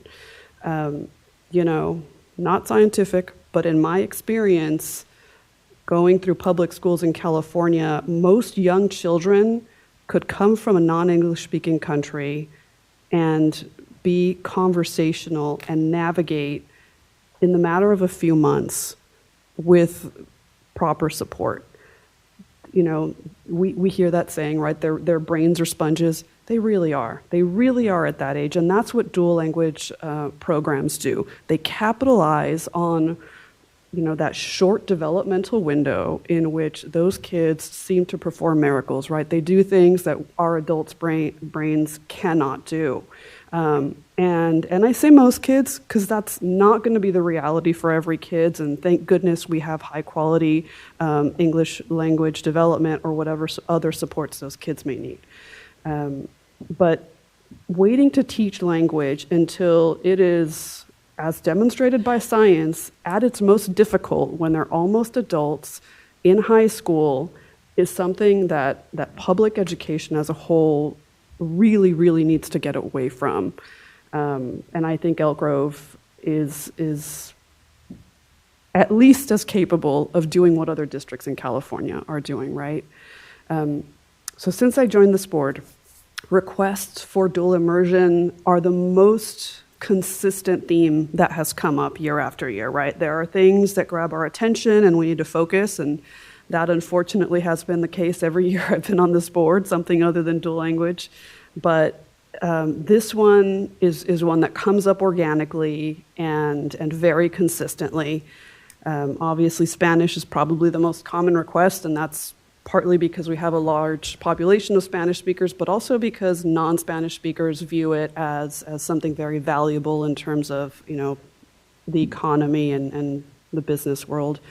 Nearby districts have Spanish and Chinese immersion. I don't know if they still do it, but the Sikh temple in West Sac ran a Punjabi language school for many years. But yet families in Elk Grove Unified, if they want their children to learn different languages, they can enter a lottery at the Language Academy. Maybe they'll get in, maybe they won't, and they'll have to deal with that commute. Or I know that there are some Chinese language academies on Saturdays, if that's economically feasible for you, if it means you're sacrificing sports on Saturdays. But the opportunities are very limited. The great thing about dual immersion is that it's equity enhancing by design, right? They described the models. They're mixed typically. The class is made up of speakers of the target language and monolingual English speakers. So it is equity enhancing by design. So just as we've transitioned from the old vocational educational model, which has a, you know, for many people, their experience of it was that it was maybe a tool of segregation. It definitely has some negative connotations. We've gone from that to the high quality career technical education that today is an asset to both our career and college-bound students. We can transform our languages from just being electives to being a way to exponentially multiply the opportunities have throughout their lives. So I become a little impatient when I hear about the challenges. There are challenges, of course. But hard is no excuse. You know, that there are not many curricular resources. There are fewer, but I'm not sure that I agree with not many. Dual language programs are decades old in the state of California alone. There's not a single challenge that has not been worked out already, not one. There is, you know, our district has done hard things, right? And not that we're done, but we've made great strides in our equity work. We've made very significant strides in challenging systemic racism. My work brings me into conversation with folks in school districts across the state. So I hear routinely about, oh, wow, Elk Grove Unified is a very well-run district, is what I hear. You know, we're a model for this, we're a model for that. And yet, without exception, whenever people hear that we don't have dual language programs, not even one, their jaws drop every single time. We are behind in this area, and it's glaring and it's noticeable. So I have just an immense amount of pride in this district and in the capacity of the people who are here to do really hard things and bring things of significant value to our students. I mean, my faith in this district is an 11 out of 10. And when I look at the districts elsewhere throughout the state that have dual language programs, that have them in multiple sites, that have them in multiple languages, they don't have anything that we don't have in terms of assets, in terms of great people, in terms of a supportive community, or anything else that is necessary to make this succeed. So some of you may know, I originally, when I decided to run for school board, this was one of the main things I wanted to accomplish. I wanted our students to have access to dual language programs. At the time, I had an infant that I hoped would benefit. And he's not going to benefit probably from this now, but the children that we're going to enroll in the future are just as deserving. It's just as important. So if my board colleagues wanted to do anything for me as a parting gift, this would be it. You know, education funding is going to continue to be a roller coaster. That's not going to change, right? And we have talked about dual immersion once or twice through the board priority process, and it never broke through. But you know, beyond the initial work of getting something off the ground, running a dual immersion program, as far as I understand, is revenue neutral. It does not cost any more than anything else. Qualified educators, you know, educators who are qualified to teach core curriculum in languages other than English, yes, there are fewer of those than people who are qualified to do it in English. But again, all of these other districts across the state have met those challenges. And again, if they can do it, we certainly can. So I guess I don't understand what we're waiting for. You know, this is a glaring gap, and I'll say it, it's kind of embarrassing even, that we need to fix, and we need to bring this opportunity to our students. And I have full faith that this district can do that in a way that honors the language assets of the kids and the families that we serve and prepares our students for successful careers anywhere they want in the country. I also think I heard in the presentation something about several years to plan. Just respectfully, I don't think that's the case. I've been in conversation with many folks throughout the state that have done this. Based on the experience of other districts, I don't think it takes several years. Many of the people who have launched these programs in other places that I've talked about work as consultants, and that is what they do. They help other districts get these programs off the ground. So we're not starting from scratch. There's nothing, we don't need to reinvent the wheel here. So at the appropriate time, I know we have some other board members who want to speak. I'd like to request that we as a board direct staff to develop an implementation plan, not a feasibility study, because there's no question that it's feasible, but an implementation plan to bring dual immersion programs to our district in the 2025-26 year. We should take a thoughtful and informed approach about recommended models, about sites, about languages. I'm not even going to volunteer my thoughts on that now because that should be done appropriately. And no one is suggesting that we need programs in 120 languages, right? Even the first one is going to bring tremendous value. So with that, I will attempt to bring my comments to a close. Thank you. Thank you. Wait. Miss. Would you please express and give some background of your migrant ed position in the Department of Education and how your words are very credential or important to me when I saw you working at the department, and what you say today is actually, I agree 100%, but yet you work in migrant ed, and that's another area that we lack. Yeah, I worked at migrant ed for 7 years. Okay. Well, for the record, yes, I did work at the California Department of Education in the migrant ed program for something like 18 months to 2 years. And what I will share that pertains to this conversation is that that program contains some pretty fantastic models of teaching multiple languages starting, gosh, at least in age 3. And again, I've seen folks, hold class under the shade of a tree outside, and tremendous instruction is going on. And kids who may not have a lot, economically, they don't seem to have those privileges that many others have, are benefiting tremendously and succeeding in English and maintaining their home language. So that's a good example of, look, if it can succeed under those circumstances, we can make it work here. Thank you. Mr. Fortuna? Thank you. When in 2012, when I started being a board member for this district, we had 88 languages, and now we have the 120. So we have grown significantly in the number of languages spoken within our school district. There's an old saying that good things come to those that wait.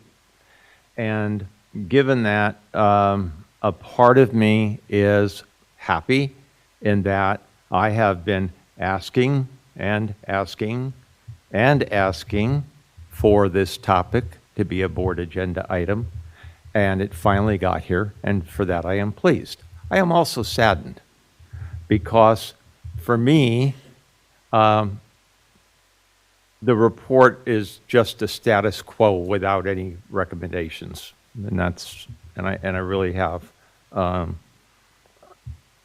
sadness with that. There's plenty of research, certainly, and experience that shows the benefit of dual immersion, and I don't know that anybody can argue with that.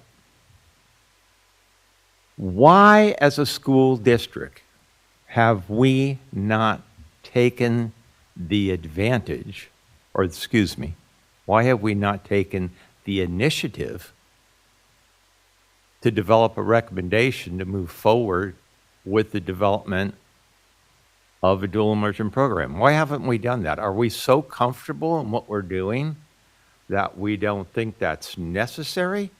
Are we Are we frightened by the challenges? Why haven't we just done it? Jumped into the pond. And I agree with Nancy. In this particular area, does it take the Board of Education to make a motion that we're going to go down that road? Yes. Because I think there's enough votes finally to do that. But why as a district have we not taken the initiative? I'm really interested in that and the response to that question. I don't want a political one. I would like to have an educational one. Not that you're not educationally capable, but I really expect more of a political response from you being the superintendent. I'd like to hear from our program experts why we haven't done that. So I'll start off. I'm not sure if I can answer that in the way that you want, Mr. Fortina. I think there's a variety of reasons. I think it could have to be with work that we were doing. It could be pandemic. It's changing. It's a newer department. The department itself was formed, gosh, give me the year, 2017. Yeah, about 10 years old. So those could be parts of it. It could also be just the fact that maybe we weren't directed to look into it and see how that was done. I can speak for Lindsay that she's done a lot of research on looking at programs and would concur that there's a lot of benefits to it. I do think the size of our district, I think the moving parts that happen with our different schedules, with year-round, modified traditional, because this is around the elementary level, I think sometimes the challenges can seem challenging. But I would probably go back to say that, we haven't spent the time to look into it, not for any negative reasons. It maybe takes that direction to really look at the feasibility of it.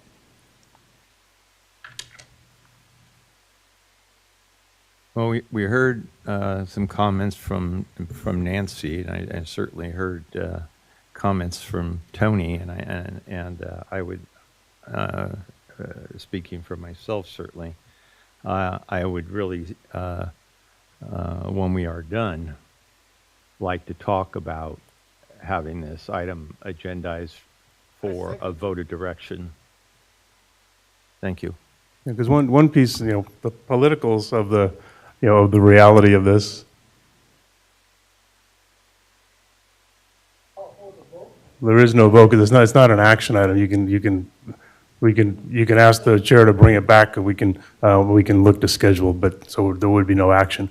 But one thing Ms. Chair Espinoza did say was this conversation has come up before, and the board, other things have become a priority over this over the years, and building an equity department, building a family and community engagement department. Not to say right, wrong, or indifferent, but the conversations did happen through the budget priority process, and other things came to the top at different times. And the time may be here now to move to the next step. But we'll say we do have nearly 300 positions, that are already in the budget priority process that need to be funded, and so there's been processes to have the conversation.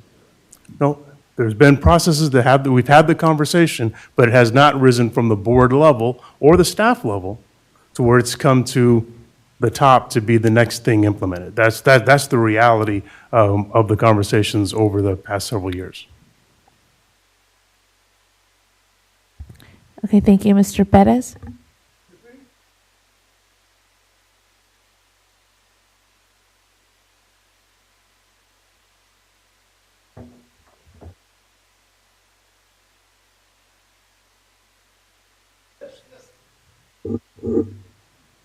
Man, I have so much to say. I'm glad with the words you mentioned.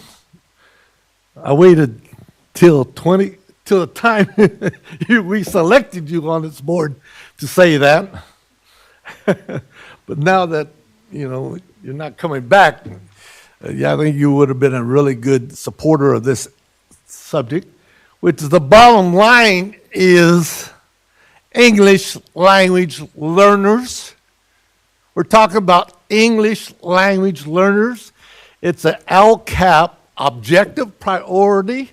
And I want to say this again, when I was here, In 2012, when Mr. Forcina were here, we told the other superintendent, we are failing our English language learners. Look at the outcomes. Look at the state tests. And till today, they reflect that.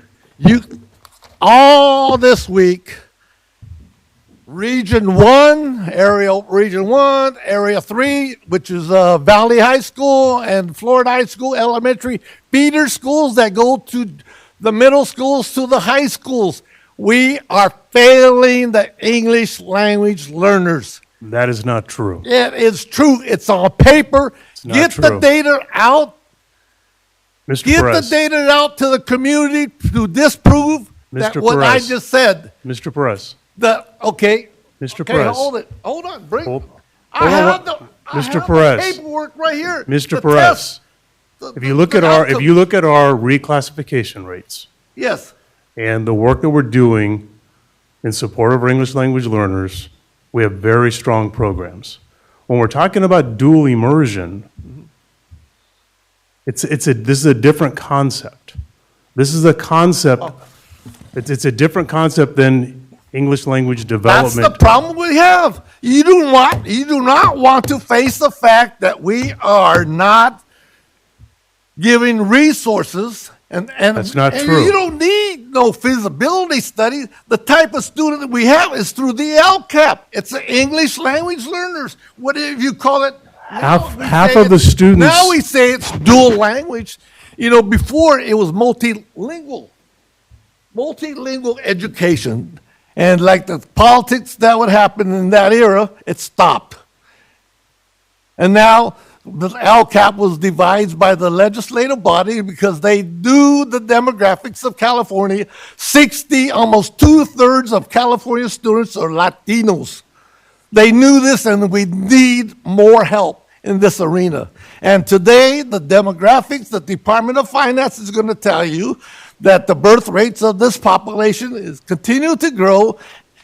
The Asian community, Latino community is consistently monolingual, poverty, economic deprived of opportunities.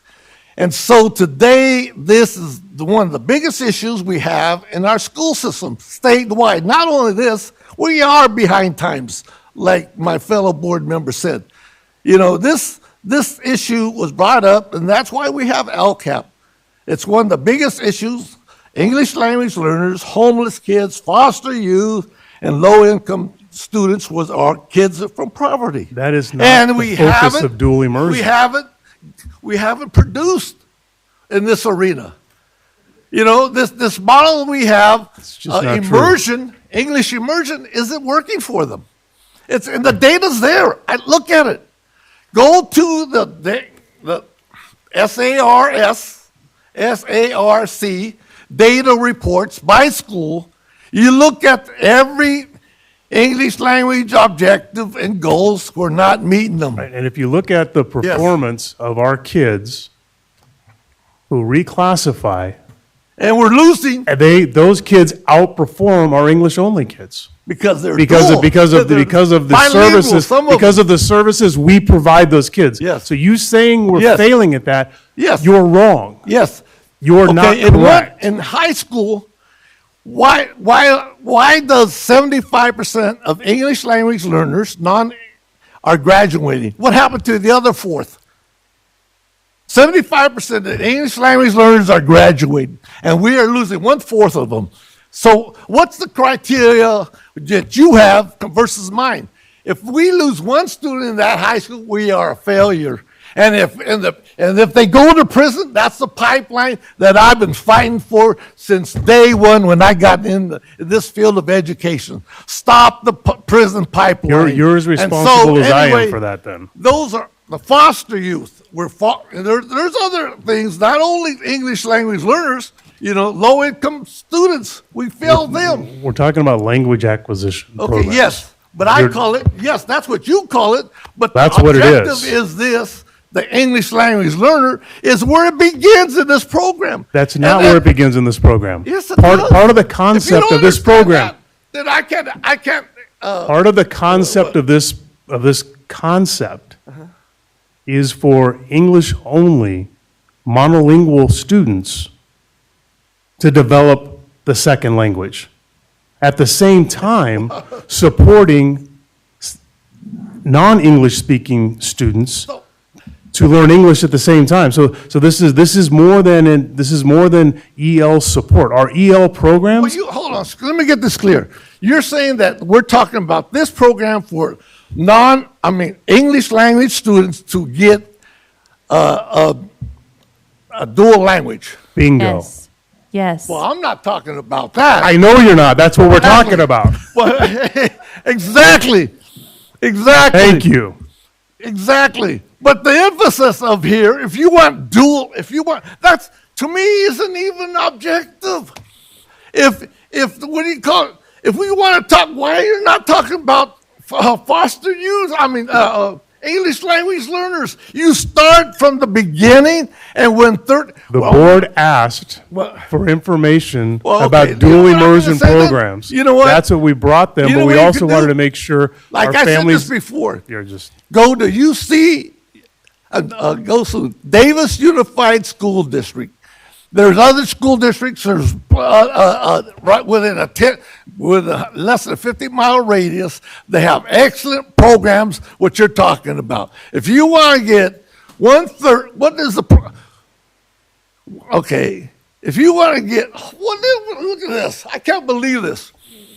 There's 10 students at Florence High that are white. There's and all these other middle schools in my area, at Rudder, there's less than 20 white. So then you go to these other elementary schools, there's no white kids no more in my region. That's an issue that we need to bring up. So when you talk about this, I said, what the heck? Why would I support that when we're not even putting LCAP money where it's needed in right programs for English language learners? Is that the priority we have in this district, helping white kids versus non-English language learners? Is that the priority? I don't understand that. Tony, let's bring it back. Okay, so anyway, that's we're clear that you don't understand. We're clear about that. So anyway, so that an area in Valley, do we need this? Can you tell me, do I need this program? Does Valley Heights region, trustee area 3, and does trustee area 1 need this program? If you value, if you value languages, but hey, Tony, what? Kids of all backgrounds speak English. Oh yes. So it's not just white people that speak English. Right? Then if you want these students to be monolingual or bilingual or trilingual, why are we talking about English language learners and developing them they don't even have the skills. We have very strong English language supports in place. Those exist currently. This is a different conversation. Well, you know what? That's what I was wondering about. I'm glad and it wasn't clear. It wasn't clear. It was clear to everybody all of else. us, and that's what Nancy just spoke on. You just reinforced her words, and now you're like, yes. Yeah, we're talking. She was talking dual immersion. Dual immersion, yes. But you got to start with English language learners, right? No. And use that funding. Okay. In those schools. Do you have? You have 30% of our schools are non-English speaking students. Why aren't we using LCAP monies for those students? We are to become more, but we're failing them. We're not doing jobs. The testing scores do not reflect they are above. Do you have any more questions for the presentation in regards to the presentation? I know you have more questions about English language learners in general. Yes. Regarding this presentation. This issue, you want to make it a priority? And I don't see there's, like you said, there's going to be an issue regarding funding. I don't know of any programs out there for dual language for non-English, just English-speaking students? Yes, that's Yes, what what dual it immersion is. Yes, that's what dual immersion is. Yes. Hey, why are we talking about the other way? English language learners become The dual. presentation covered both.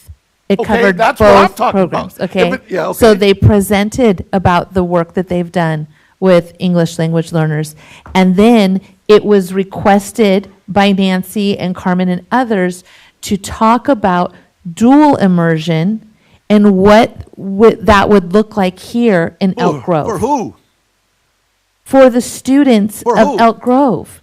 For not, okay, now. That's dual immersion is taking people. There's a greater need for Tony, non-English-speaking students. for all students. It's for, Yes, okay. yes. So that's so And that's the what the two. money and the funding is in the LCAP for dual language, and we should put in a good quality and accountability to that program. We for do. They could succeed, Okay, so we hear you. We hear you. and it's not happening. We hear you. Look Okay. at the reports. Okay. And why don't we have a district-wide report from the SARC reports for all of us to share, to see, and single out these issues? The homeless, the foster youth, economic deprived That's not what students. this presentation is about. well, You part have of to it stay on is- the presentation. Part of it is English language learners. I'm talking. You want dual language for who? Okay. Thank you. Okay. Thank you for your presentation.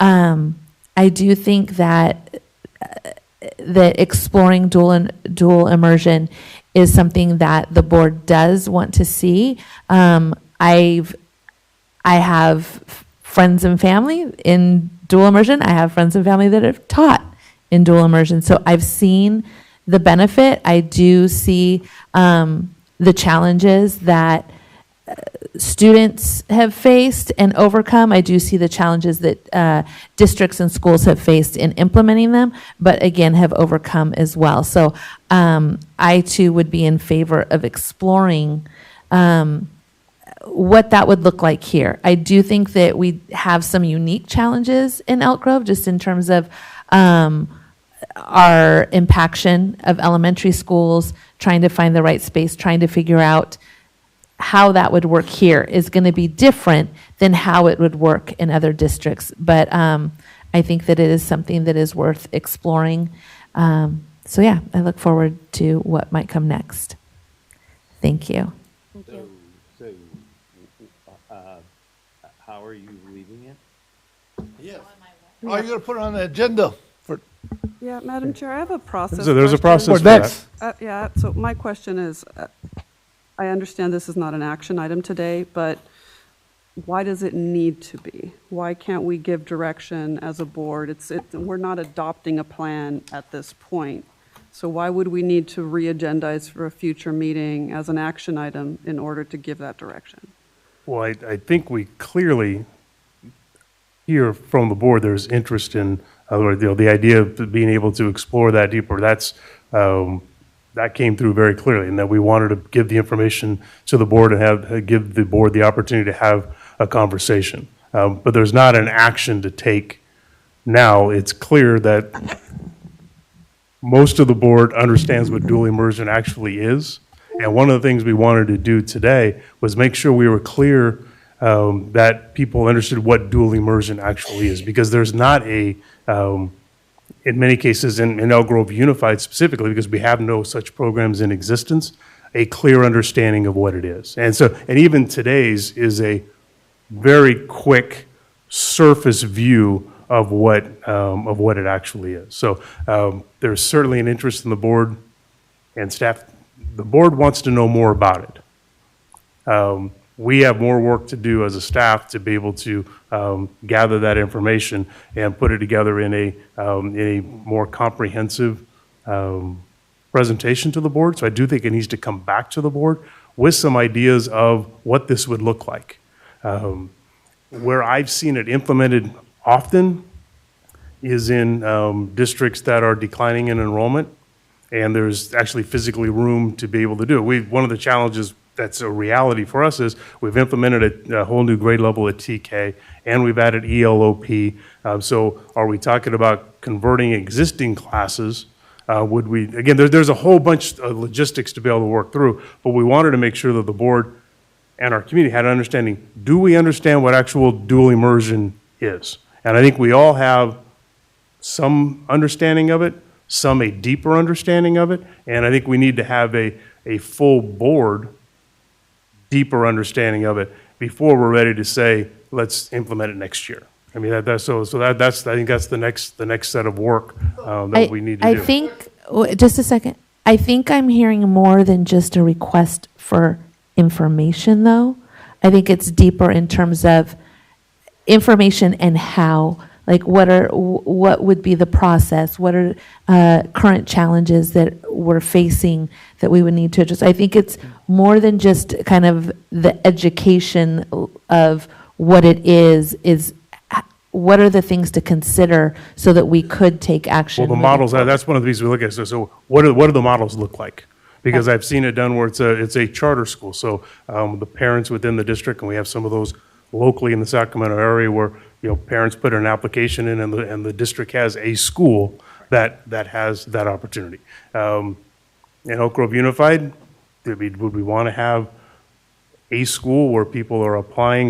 So there's different ways, or is it an idea that at all 42 elementary schools, are we going to have a stream of this through the entire? That's a completely different direction than let's identify a school per region. There's a lot to be able to consider. On what that would look like here. And so I think that's part is being able to look at. There's other districts that have done it. We don't have to recreate the wheel. I agree completely, but let's see what others have done.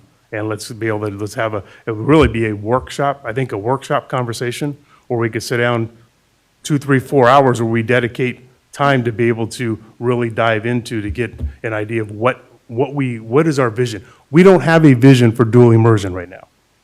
We have board members who are interested in a concept. There's not enough information at our level right now to give direction on what dual immersion would look like in Elk Grove. We're not there yet. And just to give a nudge, because I do agree with my colleagues, I think you all have done in the past, I think quite successfully, you've come to us with options. And I think that's sort of what you're talking about, is coming to us with various models. But I would push it a little further and say, can you come to us with options that we can then discuss and give guidance on? That's why I say a workshop format works better, because it's a 3 or 4 like we do. We take big topics on. We did it with the facility master plan last year. We took a big topic and dug into it 3 or 4 different meetings, and then we do it with budget priority process. That's what we're going to do in December, is we're going to dig back into the budget priority process. And it's, here's the process, here's the information. Okay, now let's dig into it and let the board knock it around. So this type of, this is a fundamental shift in programming. And this is going to take more than there's an interest from the board, let's get it done. I would like to say something. That gets right to my frustration, because the requests have been made over time to look at dual immersion, and to wait to the next workshop. And I understand what you're saying. We don't need to argue that. Don't need to. I understand that. But with respect to dual immersion, come December, it could easily die. Yes. Die. Tony might not be here. I might not be here. Nancy's not going to be here. Gina's not going to be here. It can die. And all it would take would be the new board to say it dies. So if you made, there's no proclamation, Yeah, there's no proclamation that you're going to make in to try to fast track something to hold a future board accountable. Well- If we do things, we do them right. I That's the process. understand that. For me, Chris, this just comes into the category of, not gonna like it, stall and wait. That's what we've done with a lot of things. Wait, and then maybe we don't have to do it. If we go in that direction, we go in that direction. I certainly understand it. Why you would want to present models and say, these are the options. What I hear, because those discussions have to be held, what I hear is that there is a majority that want to do it. Now, You don't even what know what do it means. What? to have, We don't know what do it means. To call it dual immersion, until we define dual immersion, Microphone. until we define dual immersion, the Elk Grove unified version of that, to just make a proclamation, we can do it. Okay, we can do it. But, and the idea that we're doing it quickly because the board's going to change over, that's just not. so we can say tonight that it is certainly, and I think there was a majority, there's an intent on the part of the Board of Education to offer dual immersion program, which will come back to the board for a vote once the superintendent has provided the information necessary to make that vote. Yeah, correct. And I don't think that is one meeting. Unfortunately, it's yeah, not. It's not. This is important. Which gets back to my frustration. And your frustration is when we do it right. Whatever we do, when we do it right. And that is what if this is where we go, we will do it right. We're not gonna do it to get it done. Okay, I have. And we'll call you if it's past your time. We'll call you back and we'll invite you to the first graduating group that we pull through fourth grade and let you celebrate it with us. But when we do it, we'll do it right. Okay, I have Sean, Nancy, Tony, and Beth who all want to make comments. Sean? Yeah, I just wanted to express my my thank you for my colleague and Chris sharing in depth of this dual immersion languages that includes English and other languages. I think that we all agree from what I heard that we must move forward with this this program, possibly with help from other school districts that have done it. And I think that is something pretty straightforward. However, I've been here for almost 4 years, and things does take time. And I think that from what I heard, I think with the consensus of everybody that that make decision to move something like this, I think that we do have an option on here, right? Considerations of future agenda items. And so this is not what we do here, but based on our procedure, we're supposed to be sending an email or emails to. That's for individuals, not the board acting as a whole. But if we wanted to continue putting on the agenda, right, that's what we are discussing, and this is not an action item. So what I'm saying is we do want to take the proper process to make it happen, but what I'm saying is that we do have a majority agreement of making this multi-language education program happen in the very near future. And I know that some express the fact that they may not be here on this board no longer and wanted to see as soon as possible. I send the urgency, not just because you are leaving, but the urgency of what our kids wants, it may needs. So I agree with that. And I again, earlier, I, support it, and I think that taking the necessary steps, it's must be done. And what that looks like, I think that, looks like we cannot take a vote on now because it's not an action item, correct? So with that said, I mean, it's on the record on this discussion, on our minutes. So my suggestion is for the chair and Chris to talk behind door and moving forward with it.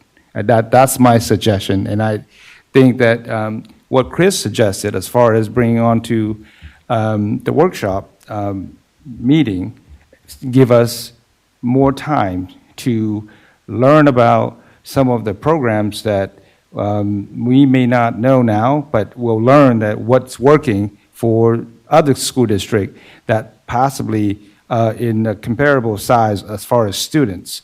And I think that for me personally, I think that's a very good dialogue to build onto it, because this could be something very small, like Chris said, could be a charter school, or it could be implemented throughout, all the elementary campuses or more, all the way to the high school. So I think that this type of possibilities, it will need more of presentation, information, and for us to really absorb those new informations, because a lot of us don't have that information tonight.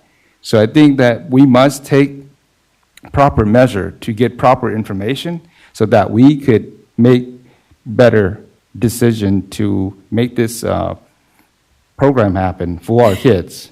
And I know that based on what I heard, including myself, we all are for it. Thank you. Thank you. Nancy?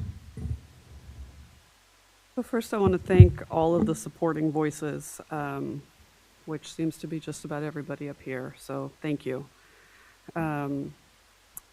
There's a lot of positive to focus on here. Mr. Hoffman mentioned declining enrollment as a factor for a lot of districts that implement programs like this. Lucky for us, we are also a declining enrollment district. We have pockets of declining enrollment, right?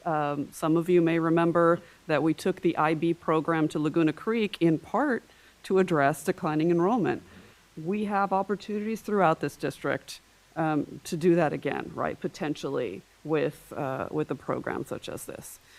The other thing that is really positive is that there's kind of a Venn diagram between the desire to continue to be thoughtful in our processes, right? We didn't get to where we are to be a model in so many areas by not doing things properly, and no one is suggesting, we stop doing that, but also in making some sort of commitment today, right? Knowing full well that nothing is going to be done by the end of the year, that that this work is not concluded by the end of the year, that a future board could always slow down or stop this process. That could absolutely happen. What I think we can accomplish today, and what I am asking for, is that we as a board direct staff to come back at a date certain, that can be at a workshop, to offer options for models, approaches, to then begin an implementation process, right? Not to have it even done at that next conversation, but for that to be the point at which the board makes those decisions, so that staff can begin their work in earnest. And of course, parents will want to have a say, and all of that stuff that makes us successful, right? So my question is, the next one is December 10th. That's 8 weeks. I know Chris does not like that. Well, see, now this is the thing is we provide the board. We did this in August, and we asked the board for the main topics that you wanted covered. That's why this is here. December 10th is planned out. I mean, the November, it's going to be, we're going to bring back to the board the full information back from the principals, information back from the labelers. We're going to take a deep dive into the board priorities. I mean, so we'd have to go and look at when, but the board already gave us direction, and this is why I asked the board to do this for us in August. Is so if there's something that pops up, and they have popped up, and then we have to say, okay, so is the board comfortable putting this to the side, and we're going to do this instead? But the board's already given us direction on the topics, and I will send it out again this Friday. We can send out, but it actually goes out and lays out what's in place with regards to presentations. We have a presentation on CAS scores, that board members have asked for, and that's scheduled for one of the upcoming workshops. So those are, we went through and checked off all of the lists of what people wanted. And grading. I mean, so all those things, and assess. So you've already given us that direction. So the idea that in December 10th we're gonna do something this dramatic and this big and be ready by then, when staff I already got the draft for the November 10th presentation. It was a Okay, question, all right, but so just- for the record, this request did come in before August. Well, that's why it's on the agenda tonight. Right. So it's not like we haven't known. It's not new. It's not Right, something that's just come agreed. up. So there are some dates in January, I believe, for workshops as well. Restorative practices. We're going to come in and we're actually going to train the board on the restorative practices that are being done at all of our school sites. So again, those we can look at. I can sit down with Mr. Jamerson and look at but just know, it may be a conversation coming back to the board and said, okay, these are the things the staff is currently working on at the direction of staff, and we are already planning the workshops that are lined up this year. That work is currently being done. Is the board comfortable with just asking the president to look at those future workshop agendas and finding the right time for this to come back?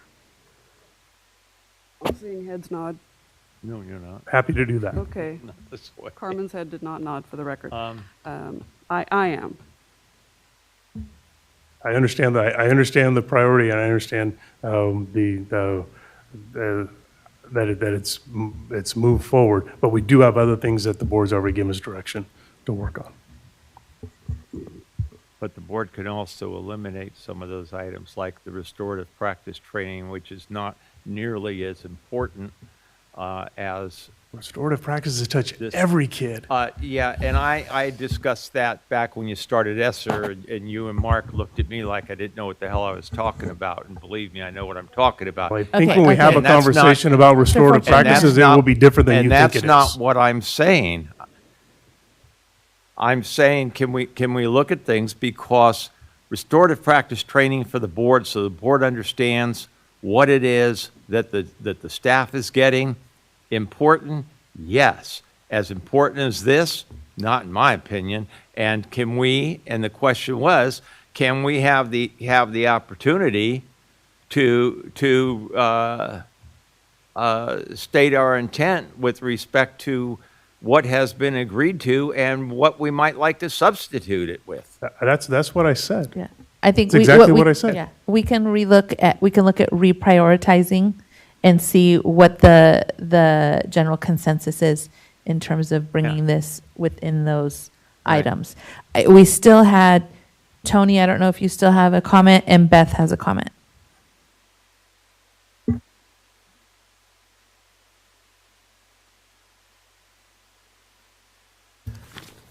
I just looked up dual immersion. And as I remember, this was brought up maybe in 2018, and I think Burbank received a Golden Bell Award for this issue at Burbank High School, Sacramento. What's it called? What? It's a high school. I taught there. But it's from Sacramento Unified School District, which they got an award for this program. And the title of the article, response. Everything you wanted to know about dual immersion, but were afraid to ask. And the author is this guy that taught it, is teaching it over there at Burbank. So anyway, I cannot access it because I went beyond my limit for free articles. But anyway, this issue would be great in Area 1 and 3. What we'll do, and there's funds for it in the LCAP for English learners, English language learners. It would be teaching those students that you got off the English language program and teaching them more either Spanish skills or all these 3 languages that we have. A little bit, if they're so-called proficient in English, they would enforce their language and go beyond and get that bilingual certificate. I support it, dual. But if you want to call it dual language or dual immersion or whatever, to me, it's just bilingual education. Everybody's learning the language. But Mr. Perez, that's part of what we wanted to do Yes. with this initial conversation, is to come to some common understandings of what we're talking about. So there's some confusion tonight, and there's some folks that have been introduced to the concept in a different way in different times. So the purpose of tonight was to make sure we shared the concept. Okay. And that's what tonight is about. And we are clearly hearing from the board that they want. How did this evolve? Who asked for to present this or bring this up? It showed up in board priority processes. Where? I didn't. From members of this board. I don't remember saying no. Okay. Anyway, so to me, overall, I think everybody will benefit from this program, especially my area. Especially if you use English language learner funds, LCAP funds, it just reinforces their language. LCAP funds are our funds, so. Yes, they're all district-wide. LCFF is what we use. And if you look at the demographics, that English language learner, another thing, I saw that we've got refugee program funds and about 2 different type of funds for this school district. So that would be great for if those students are at schools that these parents or on-site committees want it. Yeah, it'd be beneficial to everybody if they want to learn another language besides Spanish and those ones that you have here. But another issue I was wondering about, why did we talk about the Hmong language? Sacramento Unified School District has a academy for elementary youth or elementary students, which they progress within the elementary level. And that's a great, you look at we need to look Those would be all part of the conversation. Okay, yes. What language, which language would we want to do this in? So that's why. You could break out the data, the English language learner data and the subsets of those languages, and yes, that'll give us some insight of where, these elementaries, especially in area 1 and 3. We have a big concentration of different people in that area. All right, thank you. Ms. Albiani? I just wanted to close with, I want to recognize the passion and the history and the knowledge that's on the board about this. And I don't have it. I don't know all the things you guys know. I haven't done in the jobs you've been in. And so I think it's and you've been patient, and I think you felt like you've been held back. And so there does need to be an education. Like I want to learn more, and I want to go on a tour and go see this. If we're going to bring it here, we don't do things that are halfway. Okay. And so this needs to, at some point, include a board committee that I would sit on and to go see a school and to ask some of these questions that are big in my mind. And because certain members of our board have wrestled with them for a long time, you've come to your conclusions, but you have to allow time for other people to come to those conclusions.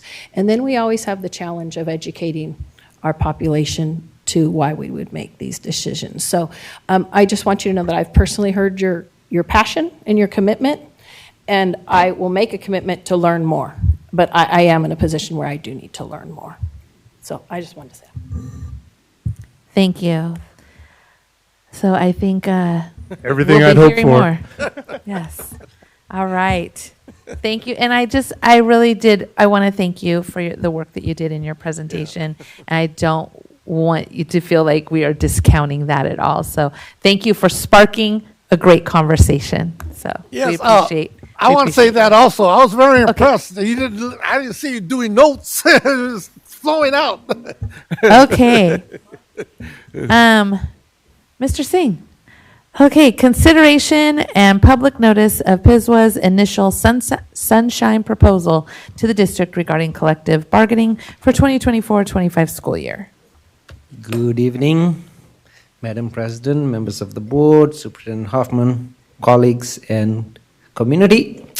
It's my honor to ask the Board of Education to 1, open a public hearing and receive comments on the Psychologist Social Worker Association PSWA initial sunshine proposal to Elk Grove Unified School District for the 2024-25 collective bargaining agreement, and then 2, close the public hearing after listening to comments. This is pursuant to Government Code Section 3547, and the following process is required for negotiations between a bargaining unit and the district. Number 1, the union's initial proposal is officially presented at a public meeting of the governing board for public notice. And number 2, a public hearing is conducted to receive public input regarding the union's initial proposal. PSWA's initial proposal is attached to the board agenda, and it is recommended that after the closure of the public hearing, the board take action to officially receive PSWA's initial proposal. Thank you. I would now like to open the public hearing and ask Mr. Vargas if there are any blue cards on this item. Madam President, there are no blue cards on this item. I would then like to close the public hearing and call for a motion to officially receive PSWA's proposal to the district regarding collective bargaining for the 2024-25 school year. So moved. It's been moved by Mr. Vargas and seconded by Ms. Albiani. All those in favor, please say aye. Aye. Opposed? Motion carries. Thank you.